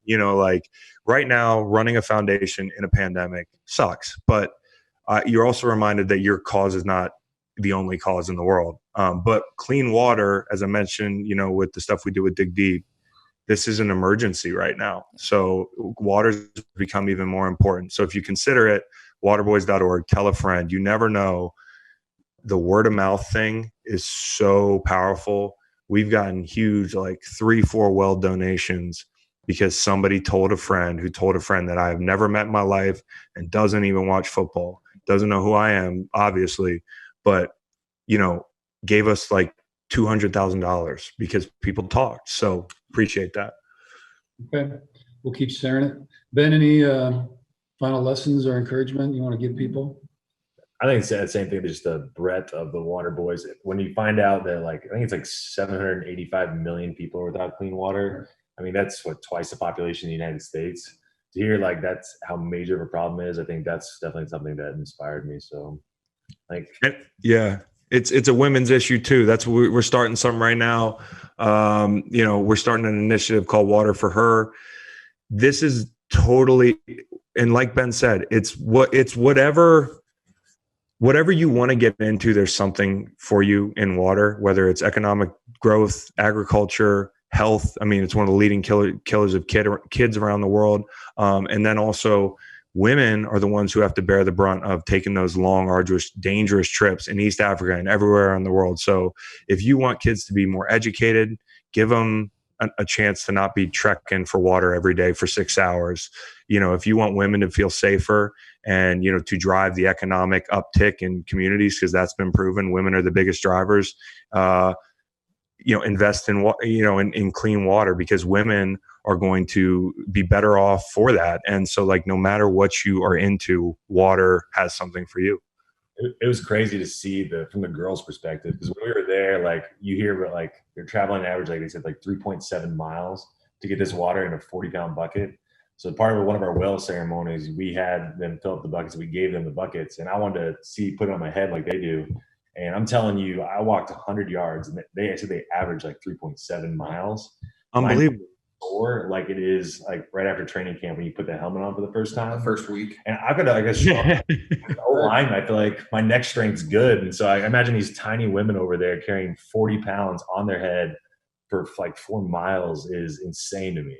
And it's the choice. It's the choice. The inherent danger is proven in the fact that these women love their kids just as much as women here in America and more. The danger is that I have to go to this watering hole that could kill my kids, but it's our only chance. We have to flip a coin. You know what I mean? There are animals defecating in these water sources, man. And imagine, I love my kids so much. These women, I mean, the relationship between a mother and her kids, imagine bringing your kids to a place to drink where there are cattle defecating in the watering hole. And that's your only shot. So that just shows you how bad it is. There is no other outlet for a lot of these women in a lot of these really arid places. I mean, we drive through dusty country for hours. There's not a lot of sources, man. Ben saw it firsthand. Okay, so George, we kind of cut you out. Anything you want to add? No, I'm good. I just really I enjoyed my time. It's like the Chris Long and Ben Garland experience. Yeah. Dude, this is one of the best of all time here. This guy's amazing. When he was in Tanzania, he was trying everything. Like, there wasn't anything he wouldn't eat. There were like animals that he probably shouldn't have gotten close to that he got close to. I was like, this guy's the yes guy. Like, he says no to nothing. Okay, so what's the craziest food in Tanzania then? Man, one time I was we were at a village and the elders gave us really a high honor. And, you know, like, I hate being a bad guest, right? That's one of the big reasons I wanted to go back to Tanzania and make a difference, was because, like, they were so cool to me there. Let me make a difference. So I'm in this village and they're like, we want you to try this stew we made. And I'm watching them make the stew, and there's goat that's sitting out, and there's flies on the goat, and it's all over the goat. Ben, did you eat some goat? Yeah, he didn't even hesitate. But I had to think about it for like 10 minutes, because if you didn't eat the goat, it's custom. It's like people are offended. And actually, it was pretty damn good. And it just didn't look very good. That was probably the ballsiest thing I did. Just out in the sun, it's 85, 90 degrees. We're just so like on point about food prep in this country, or we'd like to be, unless you get in the back of a restaurant and then see. But that was ballsy for me. Hey, can you speak Kiswahili at all? I'm working on it, bro. I've had Rosetta Stone sitting in my house for 5 years, but like, I got enough. And honestly, like when we get there, like Ben, I'm sure you did this. Like, you start picking stuff up 5 days in, that you're like, oh, if I was just here for 6 months, maybe I'd actually know the language. I feel like such a shitheads for not having learned Swahili. I took 4 semesters in college. Did you really?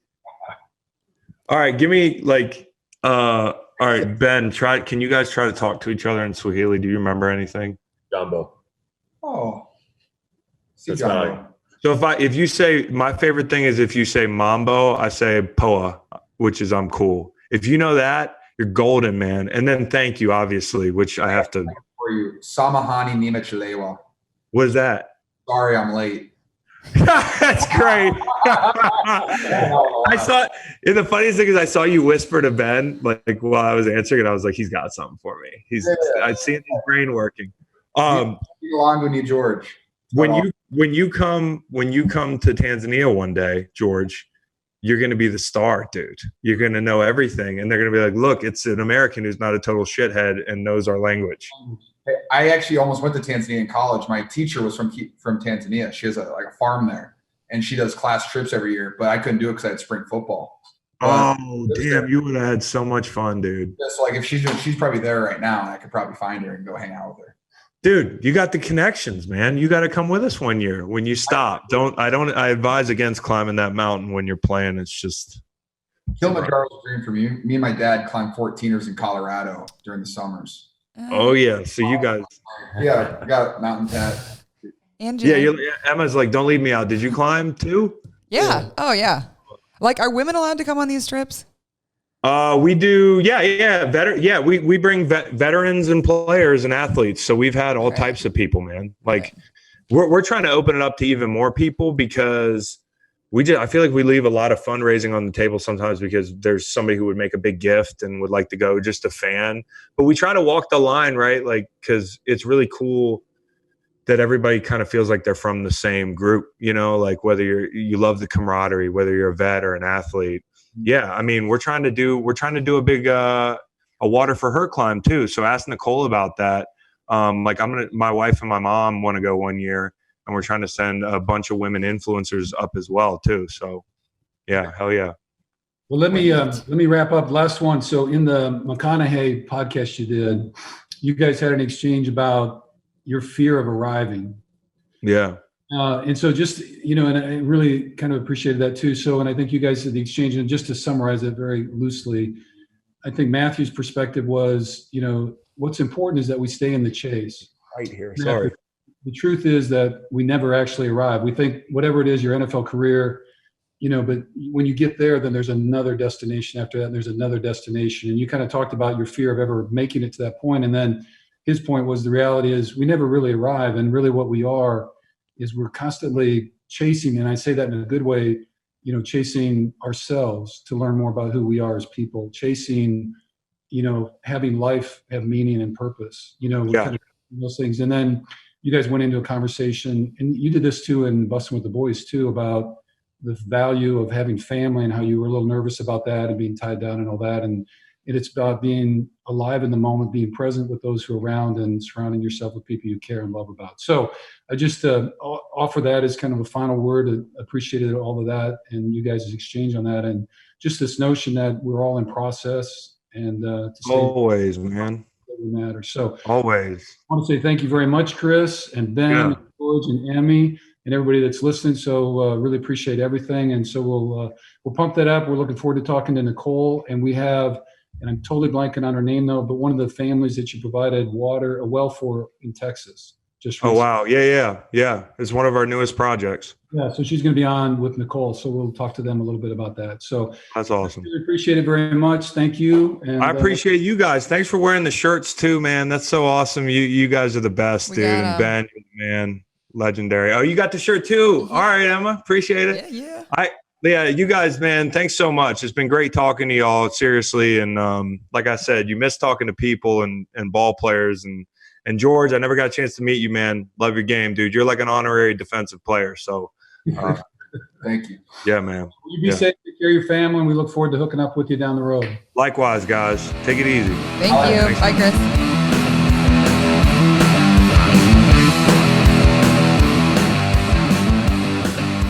This week, our charity focus is Waterboys. We have already heard from founder Chris Long, as well as Niner Ben Garland, on the work Waterboys is involved with. In this portion, we are thrilled to speak with Waterboys Executive Director Nicole Woody. Joining Nicole is Kimberly and Jay Holt, whose family is in the process of working to install a well on their property to bring them running water. Welcome to all three of you, and thank you so much for being here. So we're going to dive right into Nicole's bio. Nicole Woody is a seasoned philanthropy professional who has made a career of helping people bring their vision for impacting the world to fruition. Her passion for making the world a better place led her to pursue a career in sports philanthropy.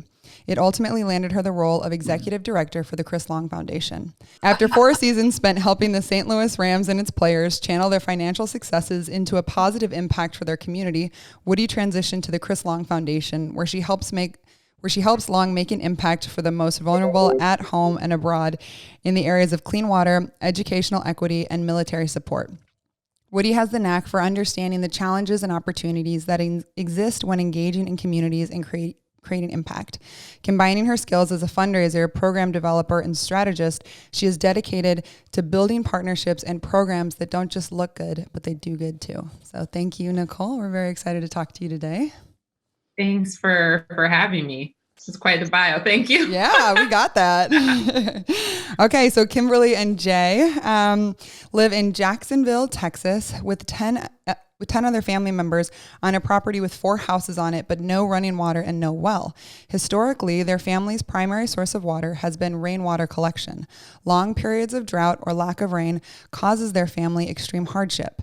Their family is currently working with Waterboys and their domestic water partners, the Water Well Trust and Xylem Inc. Did I say that right? Yes. Excellent. To bring a well to Kimberly, Jay, and their other families through their hometown H2O program. They join us today to discuss their situation and how the install of a well will impact their families' lives. So thank you so much, Kimberly and Jay. We're excited to talk to you as well. Thank you. Of course. And then BK, why don't you hit the overview for us? Okay, so Waterboys is part of the Chris Long Foundation, which has 3 components, as I understand it. We're going to talk about the Waterboys. So clean water access is one. They do some work with the military and then educational equity. So Nicole can talk a little bit about that, but we did that with Chris a bit. The Waterboys works with professional athletes and their fans to help generate funding to address both the lack of water access in developing East African countries like Kenya and Tanzania, and the lack of running water across our access in homes for over 2 million Americans. So Nicole, thank you very much for being here. And you've talked with me a lot more over the last week than you probably ever wanted to. So thank you for all your patience and all your hard work. So our time with Chris was great. We really had a good time and he did a great job. So thank you. So Hidden Pearls is called Hidden Pearls because every time we do one of these, looking at people that dedicate themselves to working on these issues, we discover those hidden pearls, those stories about not just the people and communities impacted by social and environmental injustice. So Nicole, you are one of our hidden pearls. And so, because we found that people that make these kind of decisions, so I know you described yourself as sports philanthropy, which I thought was pretty cool. And we've had a lot of contact with the various NFL teams and the way they work to try to network players and coaches into their communities. And I understand you're kind of working there and then getting with Chris with this foundation. But can you tell us just a little bit about your story and how you got into the whole sports philanthropy thing and eventually became the executive director? Yeah, definitely. First, thank you guys for having me on. I'm really excited to be here and talk about Waterboys. And I really appreciate what you guys do, just shedding light on different causes and allowing, kind of looking at the full organization and hearing from a lot of different folks. So thank you for having me on. Let's see. I first started as a political fundraiser, and as exciting as that was, as much as I loved it, it really just wasn't kind of fulfilling my sort of desire to kind of impact the world directly. And not that being a part of politics doesn't impact the world and our world around us, but I just kind of always have been that person, as cliche as it sounds, that wanted to help people, wanted to make a difference in the world. And so I've also been a passionate sports fan my entire life, played sports, in high school, loved to watch sports. And I knew that this kind of field of sports philanthropy existed. So at the time I was living in St. Louis and, kind of was ready for a career change and said, hey, I'm going to see if I can give the sports philanthropy thing a shot. And was lucky to be able to find a role there in an organization that just really does, walk the walk and talk the talk in terms of being a good corporate citizen and really helping the community in St. Louis. But it was pretty quickly that, I fell in love with this field because the coolest thing I think about what I do is there's so many people that do great in the world, and there's so many nonprofits that work so hard to help people and deliver change, deliver impact. But it can be really difficult sometimes to kind of get the word out about these greater sort of societal problems. And one of the great things about the platform of sports is that you have this megaphone, you have this platform to be able to talk about things that matter in the world. And so I think the Rams as an organization really took that very, very seriously. And then, of course, I met a ton of players that took that very seriously, and athletes that said, hey, I'm going to do more than my platform. It's more than sports. And Chris is really a prime example of that. And so, Chris, for a long time, and I don't know how much to talk about this, he's a very humble guy, did a lot of philanthropy. His first kind of 5 seasons in the league, kind of really under the radar, his first 5 to 8 seasons, just kind of do the right thing, don't really talk about it. But he was really inspired on his trip to Tanzania and kind of seeing what happened at around that same time with the water bucket challenge, that realizing that when you utilize your platform and utilize your voice, it's not about talking about yourself. It's about the fact all the other people that you can rally around a cause, and especially in the water space, bring attention to something that a lot of people here in the United States don't know about or don't know exists. So I think that, that's what I love about my job. I love being able to connect people with platforms that want to do good and figure out how they can maximize that and bring other people into the fold. Yeah. And it's fun. Like, athletes are so passionate, and if you can get them behind something besides sports, like, it's incredible how much momentum that they can have in just their platform. So that's very cool. So we read the mission of Waterboys, but could you share with us exactly how they go about fulfilling their mission, and what's the difference between water access and running water access? Yeah. So what we do is we really have a collective impact model.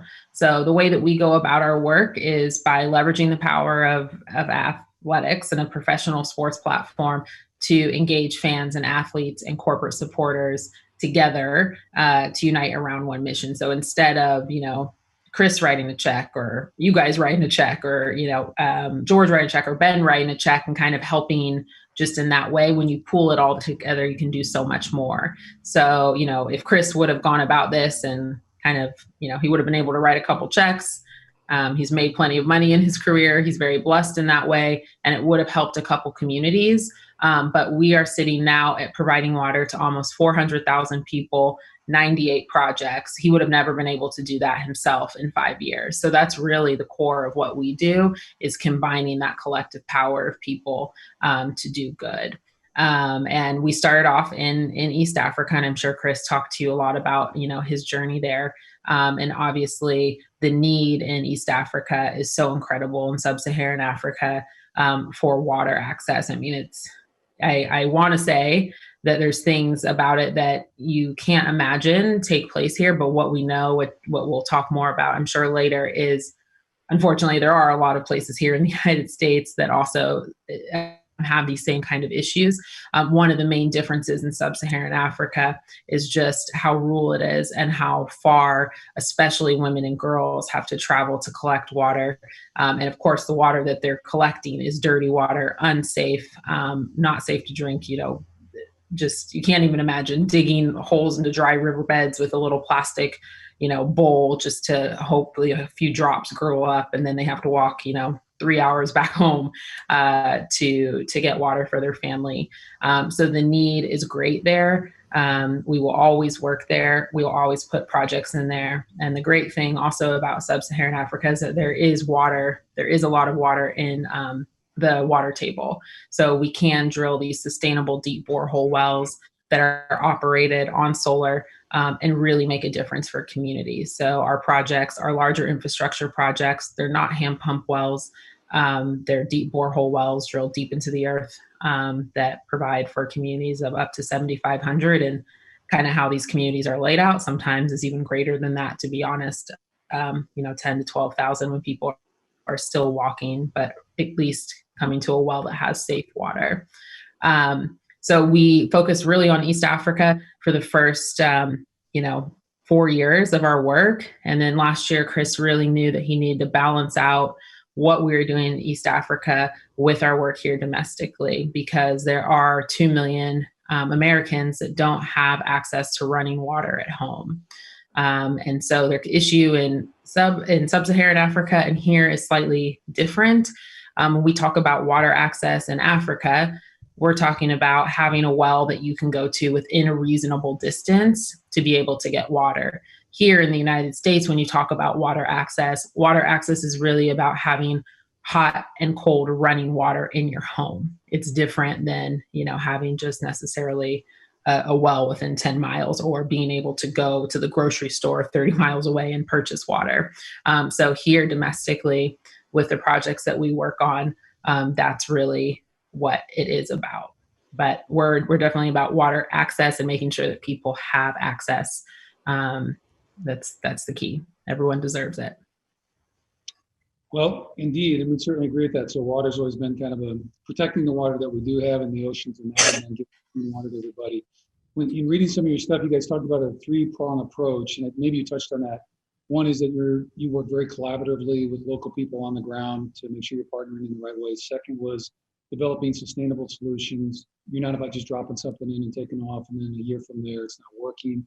I think you mentioned that with the solar powered and really using high-end kind of wells that you're putting in. And then finally was kind of transparent execution. So I don't know if you covered all that, but I was really impressed with kind of that perspective about it, working with the mutuality and being very clear about what you're doing and how you're doing it, as well as sustainability. So kudos to you guys for that. Let's see, where are you going next, Em? Could you share some statistics related to the issues that would be important for everybody to know about Waterboys? Yeah. I think the number one thing is to know that, there's 785 million people worldwide that don't have access to water. And, closer, that number is closer to 2 billion when you really talk about safe wash access. So water and sanitation and hygiene that includes toilets, things like that, running water. So it's an incredible problem. And I know here in the United States, it's sometimes hard for us to imagine not having a faucet to just go turn on and get water at any point in time. And I know the Holtz will talk about that, how that is the case here at times, but it is a big issue, but it's a very solvable issue as well. So that's why we're working to do this, because there are the solutions out there. We just need to have the funds and the models to, put them in place. And going off of that, like, I think it's really interesting. Chris brought this up earlier, but in thinking about, we were talking about how if you want to get involved, there's so many different levels to it. And so like NFL athletes, like, yes, they have the money to go behind it, but they also have the reach. But then there are so many other platforms, like even that's what we're seeing Hidden Pearls turn into, is a platform that pushes the message out there. And so I think it's really fascinating, like, as we've been talking about all the different ways that you guys help people and all the different ways that people can get involved, like there are so many layers to a giant organization like this, and whether it's Waterboys or the Chris Long Foundation. So yeah, just don't be intimidated to get involved, everybody. There's lots of ways to do it. And we've really strived to have that as a real grassroots approach, and a donation as little as $8 can help someone. But like you said, it's not even about the money. It's about spreading awareness, because the biggest thing for us to do good, people have to know about this issue. And so just telling friends, attending events, being part of groups that we have on our site. But we have definitely started as a grassroots organization and built what we've been able to do with the support of fans. And we will continue to do that. And like you said, there's something for everyone to get involved. The fans are pretty special people. So. Yes, they are. I had one kind of little follow-up with that. So just reading up some of the other stuff, you've got down that half the world's population will be living in water-stressed areas by the year 2025. Mm-hmm. Water-related diseases causes nearly 1 in 5 deaths of children under 5 and responsible for 50% of hospitalized patients. Yeah. So then there's more. The one thing that you kind of come back to about, it's not just about disease and health, but also the time and energy put into it detracts from what people could be doing. And there's a big pitch on water access promotes equality. Yes. So could you say a word about the way in which access to water helps with equality and working in that area? Yeah, for sure. And there's a couple different things sort of internationally, and domestically, but on an international level, water is the single most important thing that uniquely empowers women. Like I said, the majority of water collection falls on the shoulders of women and girls. And so for them, when they have to spend all their time fetching water, they can't attend school, so they can't get an education. They can't do that. They don't have the time to pursue economic activities. Or be leaders in their communities or all of these other things, because so much of their time is dedicated just on finding this resource that we all need. And not to mention the danger that they face when you're walking by yourself or in a small group of women miles away from home when it comes to potential sexual assault, rape, etc. So that's why actually we're launching a program today called Water for Her, which specifically focuses on water as a women's issue, and will engage female fans, supporters, professional athletes. But there is some really interesting data about when women have access to water, what it means not only for them, but also for their communities. So we're really excited to get that going. And then, like we talked about, everyone deserves access to water. And unfortunately, the people who don't have access to water often in areas, whether that's international or here domestically, are folks in either very rural communities, smaller communities with lower, per capita income. And then there also is the racial factor. So if you look at indigenous populations, they are 19 times more likely than a white counterpart to not have access to running water. And Blacks are 2 times as more likely not to. So this is not an issue that is, across the board affecting people in all cities and all places of America, or in all races, or in all socioeconomic situations. You definitely see that this is a social equity issue that we need to pay attention to. And the last part you were talking about, was that specifically the United States?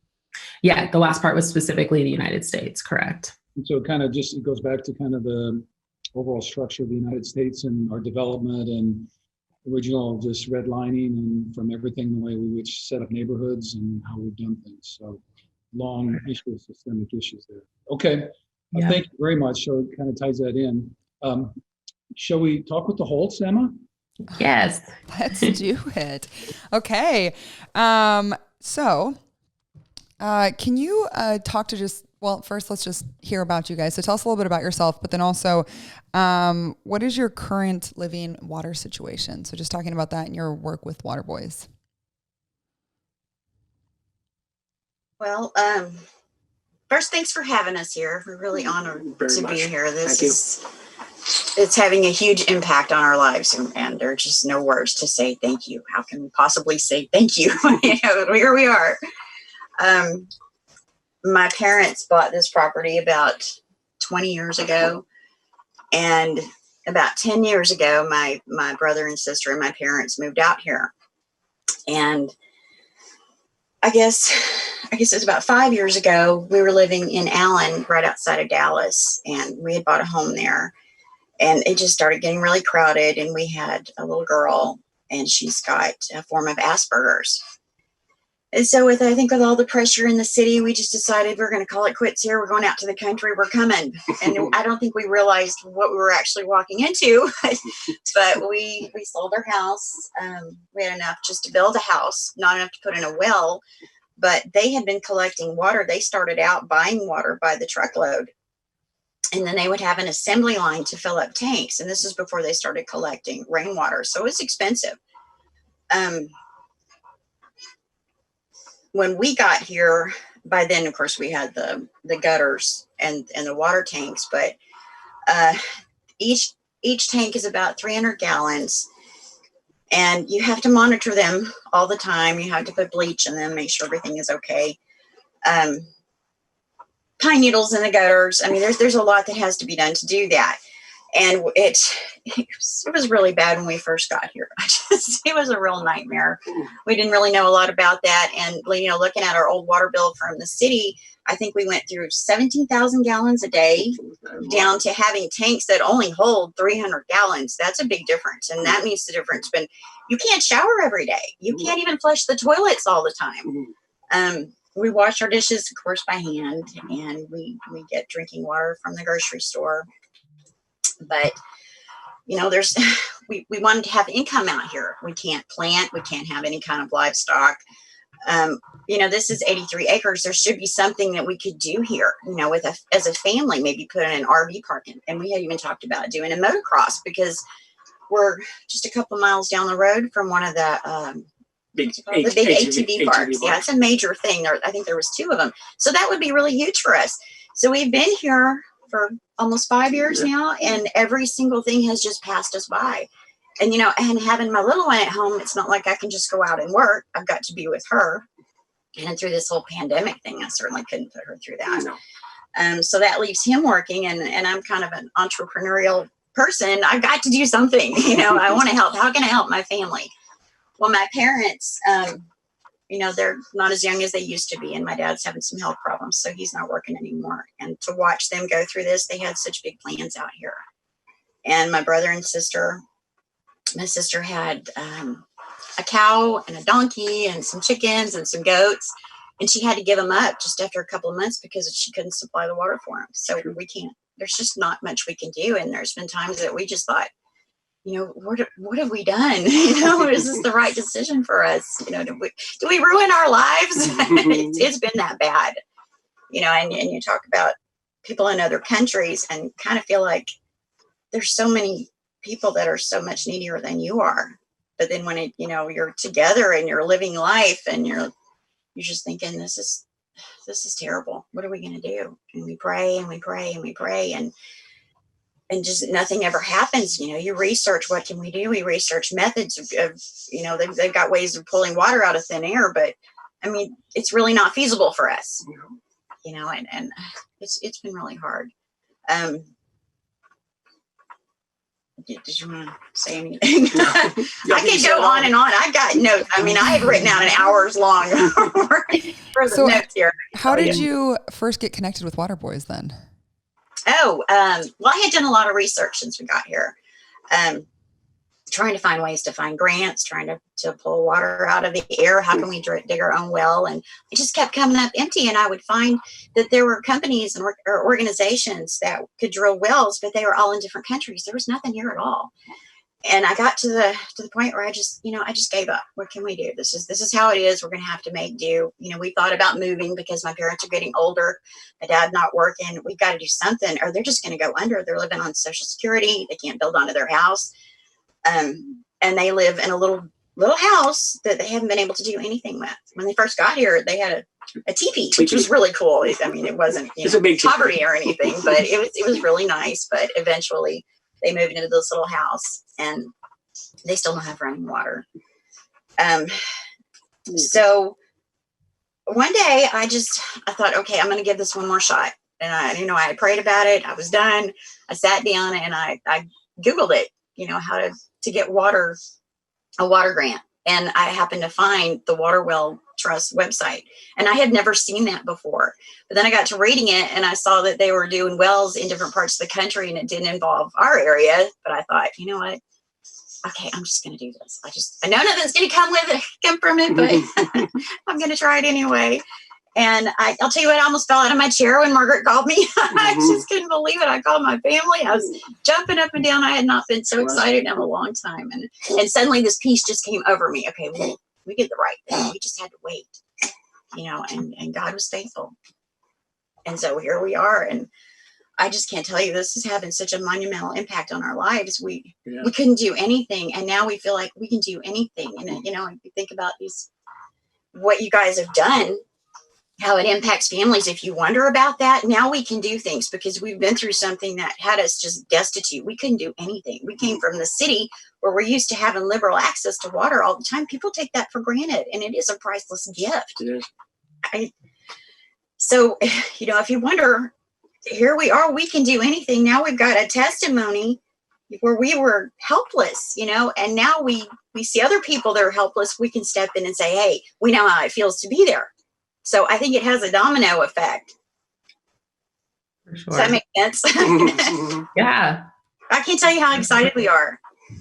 So has the well gone in yet then, or what's the install phase look like? And it's right after Thanksgiving. Oh. Yeah, so right before the Christmas. month is here. So we're going to have water for the new year.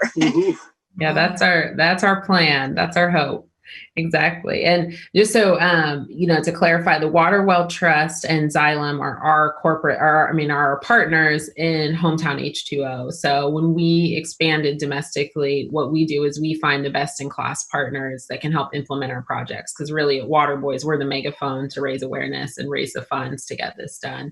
And so the Waterwell Trust has been one of the few organizations, like Kimberly said, that actually does help people get wells here in the United States at home. And then Xylem is one of the leading water technology companies in the world, and so they're really experts in the equipment that needs to go in their network of drillers, and the Waterwell's network of drillers are invaluable to what we're able to do, because here in the United States, like the Holtz, that a lot of times folks who don't have running water are in very rural areas, hard to reach areas, and it's expensive. It's really expensive for families to try to put a well in, but these are not easy projects. It's not like you just go in and like, hey, have water. These are very big undertakings, and it requires that expertise and this partnership with the Waterwell Trust and Xylem to get these projects done. But it was one of the things for us that we were really passionate about, making sure that we have this part of our Hometown H2O and domestic initiatives, because we know there's families like the Holtz that need wells that it's just unaffordable. And that's the other part. Like when water access is unaffordable, it's not right. And we can do something about it. So we're really happy that we can expand the efforts of the Waterwell Trust, serve people outside of the areas they were already working in. Like we can come to Texas and do that. We did a project in Oregon and Virginia. So it's really exciting for us to be able to provide a service, especially when there's not very many options for people. Cool. Is there an average cost? I mean, I'm sure it's different geographically and locations are different there, but just is there a target cost for U.S. domestic efforts versus the wells over in Tanzania? Yeah. So our international projects cost about, with kind of administrative and operational costs, about $56,250. That's pretty much same amount across the board. We have that pretty much down to a science. We only do deep borehole wells with the solar panels. Here domestically, our projects, it depends, like you said, on the location. Some of them can be as low as like $7,500, but they can go up to about 35 or 40, honestly, as well. So it just kind of depends on the ground, the equipment that's needed, type of filtration system that's needed. Like our project in Oregon was close to the coast, so they had a lot of salt. So there's a lot of salination. So we had to put a different filter in there. And unfortunately, sometimes when you're drilling, there sometimes has to be 1 or 2 wells, drill before you find the water that's the safest or, going to be the best solution for that family or for that community. So yeah, this is the price here varies definitely a lot larger than in Tanzania. Okay. And then who's on the selection committee for going through the grant applications? Is that I'm sorry, say that again? The Waterwell Trust, those are the folks that really review all the applications. Correct. So we rely on them. So if anyone, is watching it and, is interested in this, you go to the Waterwell Trust and you fill out the application there. And then we work with them and Xylem to make sure that it's a project that we can, actually deliver water to through a well, embedded out in the same thing. We just like our projects in Africa, even though it's on a community level, here it's really much about the families, the communities here as well. You have to have that investment and you have to make sure that it's sustainable. So that's our biggest thing, is working with, like the Holtz, to make sure that yes, we can put the well in, but also a situation where it can be sustainable and remain working as well. So we put a lot of effort on that, and the Waterbowl Trust really helps us with that. And Jacksonville is, I feel like when I think about the United States, it's so full. So to think that there are places without running water, so just geographically, so Jacksonville, for everybody listening, is about 120 miles southeast of Dallas, Fort Worth area. So yeah, Texas is a big place, but it still kind of shocks me that there are situations like this. Go ahead, shush me. I was just going to say, we're only about 2 miles from the water lines, but there are places where it cuts off and it just doesn't go any further. And we're actually on a very high elevation. So there are times that when it rains, we can get some real gully washers out here that can keep us going for a little bit. But like during the summer, we've got it down to maybe 20 to 40 gallons. Yeah, very low. And yeah, it was, our neighbors have said, if you need water, we'll help you out there. They're always there for us if we get in a bind. But we've actually never had to do that. Once it got down to about, I think 20 gallons was the lowest, it would rain just enough to keep us going. But it kept us on pins and needles. It always has. So when we get water in those tanks, it's like gold. Yeah. we don't waste it. I'm sorry, doggy, you need a bath. We'll get some dry shampoo. For sure. I sponge bathe my daughter every night. And, now I'll be able to just put her in the bathtub every night. I was going to ask you about that. So how far is the well from where the houses are? And do you have to then you're going to lay pipe and you're going to put all the plumbing in now? Is that the next step? Yes. Okay. I think there's a central location that my dad is working with them to be able to get to each of the houses. I think they were out here yesterday walking around looking at it. So I'm not really familiar with all the logistics of it, but he probably knows more than I do. It's probably about where it's going to be is about 50 yards to each house. So it's not too far. All right. Yeah, I think they called it a cluster well. Is that right, Nicole? Yeah. So some of our well projects we do, and just for an individual home, depending on, but this one, because there's multiple homes, we kind of call it a cluster project. So we'll go, like you said, in a centrally located location as much as possible. And then once the well is drilled, water is accessed, and then it will pipe to the different houses. Okay. And does the Waterwell Trust help with the piping? Yeah, Waterwell Trust and Xylem, they help with all the logistics, especially their engineers, the Waterwell Trust and at Xylem, and then working with their network of products, and then also drillers is how we do. So they actually work with drillers in the state. So they'll find a local driller that has, knowledge of the area, everything, and work with them to get it all done. Wow, that's quite a project. It is. We're so lucky to have those partners because when I tell you they're so knowledgeable and so effective at what they do, and really, we really don't believe in, shoddy products. We're not just there to like put something up because, and so they really put full attention and care and make sure that it is the best solution and do all that they can with the materials and everything. So it is a top-notch project, and I can't say enough about those partners and how awesome they are. Wow, that's pretty cool. So Jay and Kim, if you were telling folks who are listening about, what would you tell them if they're thinking about joining or helping out with Waterboys or the Waterwell Trust? It's a worthwhile effort. There are so many worthwhile causes in the world, and certainly much needier than having water. But when you see how it affects people, that I remember when we first got our first 2 tanks, we hadn't had a shower in yet. And so he built an outdoor shower, and it was the middle of winter, and we used a bucket heater to go out there. And I was a little girl, and we had this little heater, and we kind of insulated it. But you had icicles coming off of you just to go out there and take a shower, So this is real life here that we have to deal with. And it was, like I said, there's so many times we thought about just leaving. It just interrupts your whole life. You have all these plans, and it's taken 5 years out of our lives. But now we have, we got plans. We're going to do stuff. And I'm telling you, he's going to take out the shower and put a bathtub in, and I'm going to get a dishwasher and plant a garden, and I'm going to flush the toilet every hour for formality. All right. Katie bar the door. Here we go. Yes. So, So you would encourage people to participate if they can? Absolutely. Yes. How can we help? Yes. We will get involved. Yeah. We'll go out there and look for them. You need water? What can I do? That's a pretty good story.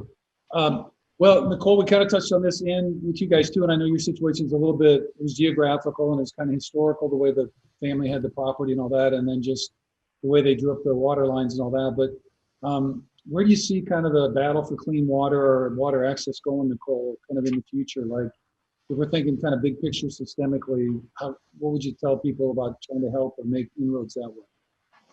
Yeah, I mean, I think the main thing is to know that water is a very precious resource. And, we're fighting super hard to make sure that people who already don't have access.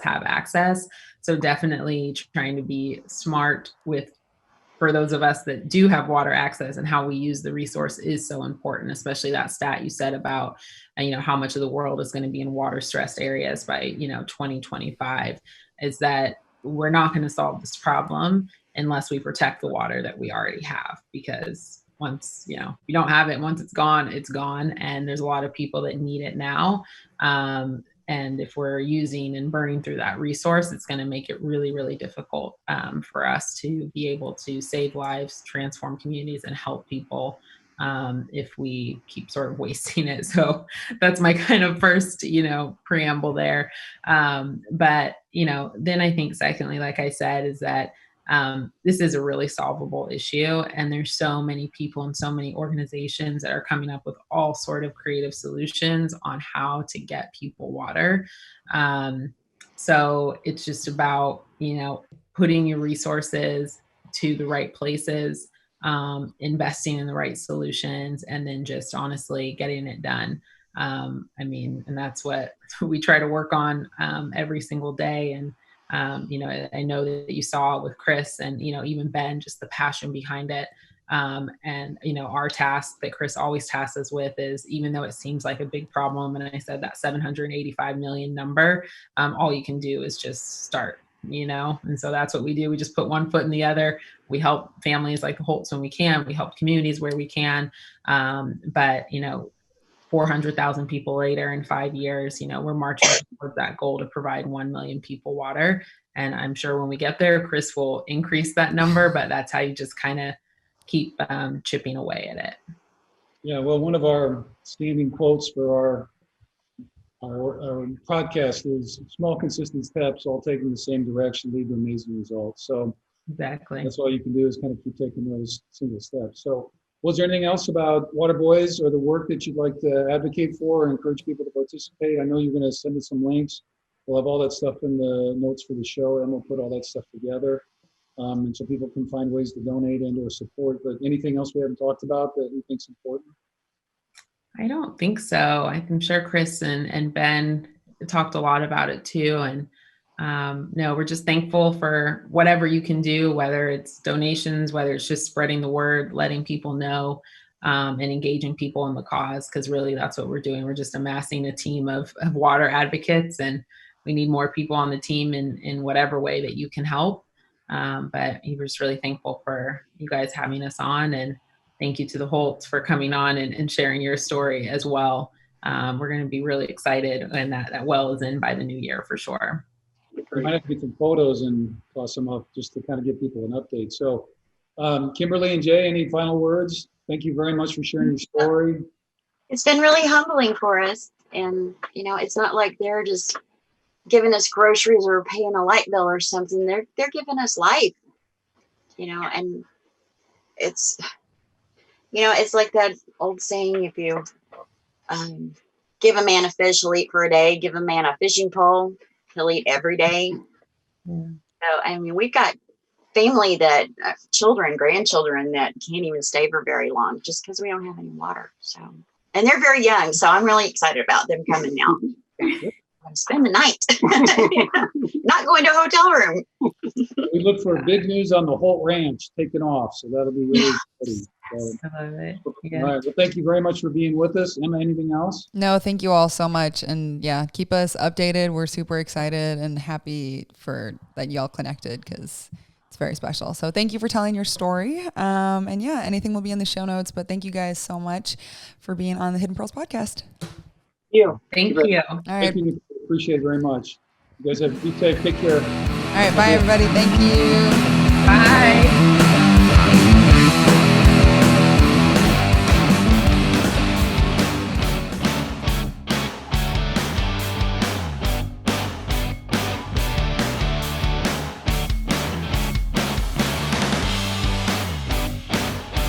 Should we just keep letting it loop?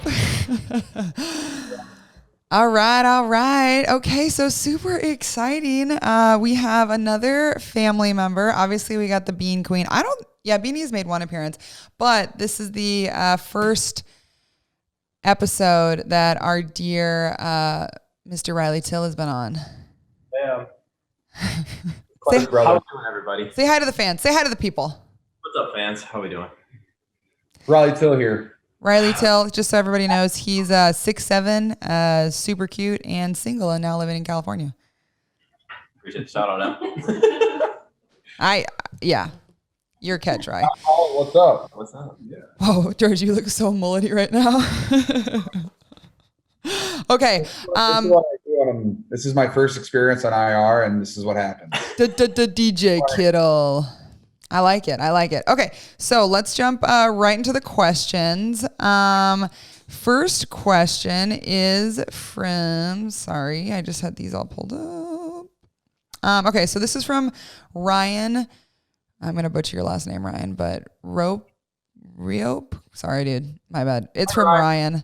Thanks for your question. I can't wait to listen to it. I hope it's really good. Otherwise, I won't answer it.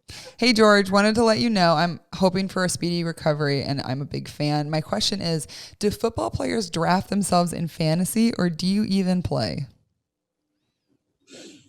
Well, I don't really play fantasy. I haven't played in several years. But I think some guys do. Like if I was Christian McCaffrey, I would draft myself. Definitely. I will say fantasy football. Jersey. Where is he? Right there. Yeah, there he is. I would draft him for sure. But really, story about fantasy football. My best friend, best man at my wedding, he every year for fantasy, he tries to draft me. And then the leagues that he's in is I always get taken first overall off the board, so he can't have me. I was like, well, that's super tough, but maybe you got to do better. Okay, but what's the story? Because you, like the first time you were in a league, wasn't it like with your friends or something? Yeah. Okay, so the story goes, Jan's friends had a fantasy football league. Little George really wanted to be in it. And so, what? Yeah, okay. They invited me. 10 or 11, so they invited you. So they're all just kind of like doing it for fun. Like, I mean, I don't know how serious they were, but it's the artsy photography scene from Madison, Wisconsin. So I don't know, whatever picture that paints. Either way, all of a sudden they're like, who the hell is like actually, like George is like going hard. He's like researching all these things, and like you can tell the story, but. All right, look. That whole team was literally Bruce. I actually thought in fantasy football as a child that you would get to go see the players and actually draft them. Like that's how clueless I was. So that's a fun fact about me. And my first overall pick, I wanted to have Ron Dane because he's my favorite football player of all time. Ron Dane. I thought if you drafted them, you'd get to meet them. That's not the case. This was a very serious league. It was for money. And Bruce basically did the whole thing. And I'm pretty sure we got third or fourth place, even after drafting Ron Dane in like the second round. Who was like he was a second or third string running back that didn't get a lot of reps, but he still drafted him for me, and we still got there. That was the year though we had Peyton Manning when he broke the passing touchdowns record. And you didn't win the league? No, we got like third place. We won $40. I know. Hey, okay. Also, just for I know we've talked a little bit about this on the show, but our family loves whiteboards. Like a whiteboard sesh is like therapy to us. So Bruce and George, like little George, had everything all mapped out on a whiteboard. It's very epic. Very epic. Bruce is a good general manager if you guys need help in your fantasy leagues. Direct all the questions to Bruce. Ask Bruce. Riley, do you play? I do. Yeah, I do it with my roommates. Am I on your team? Yeah, of course. Are you? Yeah. Am I really? Yeah. Show me. Prove it. No, I should too. Yeah. Do you get to play the brother card though? Like how? I mean, because I know I've never actually played. Say that We'll again. do the same thing. We'll do the same thing that they did his Top? friend Andy. Try to take him before I can, so I have to use the first pick. Pretty sure Top Dog is single too, y'all. Hey, Top Gun is single. He's a great dude. Great dude. Hey, I'll get healthy, coach. Hey, my bad. I'll be back. My bad, coach. Okay, so next question is from Mike Hurtado. Hi, Mike. Thanks for the question. Hope you're having a great day. How did you hear about us? GK85. Let's fucking go. What's your favorite lift in the gym? My favorite workout in the gym. So many great ones. I think one that I always love is front squat. I haven't back squatted since high school, really. I've always front squatted. And I always enjoy it because you either move the weight or you don't move the weight. That's all it is. And so being able to get under a squat rack and just take 500 pounds down and come back up is a very fulfilling achievement. Okay, so during quarantine this year, Riley lived in Nashville with us, and so Riley's a basketball player. Can we talk about? Wow, brothers, what was that like for you? Because you worked out with all the football guys. Yeah, that was a blast. Got to live with these guys for a couple months during quarantine. Worked out with Josh. Shout out Josh. Shout out Josh. T, Trenton on the boys. It was great. Moved a lot of weight. Gained a lot of weight. Dude, that was crazy. Yeah, he actually he gained a shit ton of weight. The difference from like Riley day one working out with me to the last day where he left, literally looked like two different people. It was pretty sick. And I was actually jealous because his transformation was more than mine. And I was like, paid off though. I did. Needed a lot of rehab. Beefy. There we go, boys. Well, this actually transitions perfectly into our final question for tonight. This is from Tyler Barden. Hi, Tyler. Isn't your mom's maiden name Barden? That's your. No, it's Tyler Horner. Yeah, combination of the two. I don't know. But that is. Okay, but that is Shelly's maiden name. Okay. GK, I know you have to eat a certain regimen as a pro athlete. What do you do? Can you talk about how much protein you eat in a day? And I want to throw this over to you too, Riley, because I think it's fascinating how much you two have changed your bodies. And witnessing that and like seeing the whole transition, it's insane. And obviously keeping it up is a lot of work. So enlighten us, boys. Well, I mean, really for me is I love food. I like good food. I like tasting good food. I hate salads more than anything. I don't think it's real. And just the fact, like, I want to eat what I think is good. And I'm not a dumbass. I don't eat fried food 24/7. I'm not really a big sweets guy, but I eat what I want to eat regardless. And so like, I'm not really a big counter. I don't count my calories. I don't have McDonald's every day, obviously. Actually, I never have that, but like I have Panda Express once or twice a week. But other than that, like I eat good food. And so I'm not really, like I said, I don't count anything, but I just know that there's a certain level of food that I have to consume. Otherwise I lose weight like that. In college, I would go to sleep at 265 and I would wake up without going to the bathroom, 252 the next morning, 8 hours of sleep. And I'd lose 13 pounds. That was a nightly experience for me. And that was one of the most insane things, right? It's definitely slowed down now. Like, it's not nearly like that, but I have photos of me weighing in the next day of it between 12 to 15 pounds lighter. It's insane. But to combat that, I would wake up every 2 to 3 hours and chug a protein shake during my first 3 years of college. That was my thing. And I only drank Budweiser because I had no calories. Diesels, baby. Protein shake for the college student. And we are convinced that this is why you now have a problem with lactose. Sure. Mildly. Allegedly. So speaking of that though, so when you eat, do you feel like your body holds weight better when you eat like smaller meals, or is it like bigger meals? Like how do you guys eat? I eat like 5 small meals a day, 6 small meals a day. I don't, unless it's like, like dinner, I'll be like, my 3 main meals are all good size. And then, but I eat constantly throughout the day though. Yeah. That's how I have to do it. Breakfast is the best though, by far. Hands down. Nothing's even close to it. I'm going to have some waffles after this actually. Mm-hmm. Yeah. All right. And final question, Riley, how has the transition from living in Iowa your entire life to California been? Can I get that question too? Because I had the exact same experience. That's a good point. Yeah, we lived in Oklahoma though. All right, brothers. What was your experience from going from Iowa to moving to California? How are you, Riley? So far it's been great. Been here for a couple months. Loving it. The weather is definitely a lot better. Able to go to the beach and surf just casually. Like that's just a normal thing when people get bored. They're like, hey, let's go to the beach, which is still crazy to me. And now that it's getting like fall, winter time and it's still 70 degrees, we love that.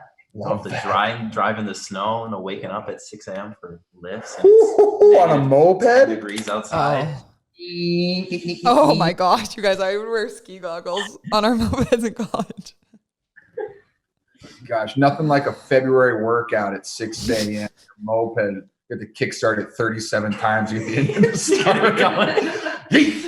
Especially like Claire's hand-me-down moped. Oh, yours was brutal. It was like 8 years old. I had Emma's old moped, which was what was that? It was a Yamaha. That was actually a pretty feisty little bike. Maximum like 7 kicks to start. That thing was awesome. No matter what, that thing started rain, shine, frost, crash it like 6 times. Awesome. Oh, yeah. Always love that bike. I loved that bike so much. Such a great moped. Durable. So all right, boys. Well, any final things you want to leave with the fans for this week? We are on episode 10, so that's super exciting. Who's your favorite 10? Mine's Jimmy G. No, he's 85. He's 85. Oh, 10. You meant in the 10 episodes. We're getting there. I'm going to have to renew my contract after this episode. I'm going to need a little bit more. I got you. A little bit more sauce. Yeah, a little bit more sauce. Maybe some more shades. Maybe well, sick. Okay, we'll get to you some more shades. Okay, well, big thank you to Waterboys. Thank you to everyone who was on. Nicole, George, Riley, Claire, and Deanie made an appearance. BK, we had Chris, Ben. Great lineup. So that was super exciting. Make sure to check out the Waterboys Organization and also the Chris Long Foundation. And please remember that even if you are not in a position to where you can donate or give back in whatever ways. You, like Chris said, you can tell us, you can talk about us. Exactly, George. You can talk about it. You can promote it. You can share stuff on your social media. And just get the word out there, because all of those likes, all of those shares, all of those subscriptions. So please subscribe, follow us on YouTube. Those add up, and then we get to do more with that money. And so there's a ton of really great foundations out there that we are trying to highlight and to partner. And so we get to do that because of all of you. So a big thank you to everyone for getting us on episode 10. We're still not getting the numbers. You want to give them one more clue? What number am I on? The 5th number, the 6th number? We've given them the first 2 and then the last 2. 4, 6. I could say, okay, I think a clue that would be pretty good. No. It's not actually a number. No. What? It's not a number. I'm not saying it's a number. No. What? There's no clues. I give them a number, and if no one gets it by the time that I get to the end, no one wins. Well, you've been giving out clues. Okay, but no more clues. What was the last clue I gave? You literally gave a number. Yeah, I know that's the only clue they get is a number. They don't get any other clues. All right, you guys do not get the middle numbers. No, screw you guys. No, but I'll do the next number. So it's 4, 6, and on this side was, what was it, Emma? 09. Was it 09 or 90? Well, it's 09. Yeah. All right. So the third number, so it'll be 4, 6. The third number is an 8. Everybody's getting that one, but I hope so. Everyone's getting that one. I know. And that means there's only 2 numbers left. Actually, your grandma, Riley's grandma, Riley and Claire's grandma, sends me at least 2. Well, not every day, but sometimes I'll get like 4 or 5 guesses in a day, and they're great. Madonna, yeah, Grandma Madonna.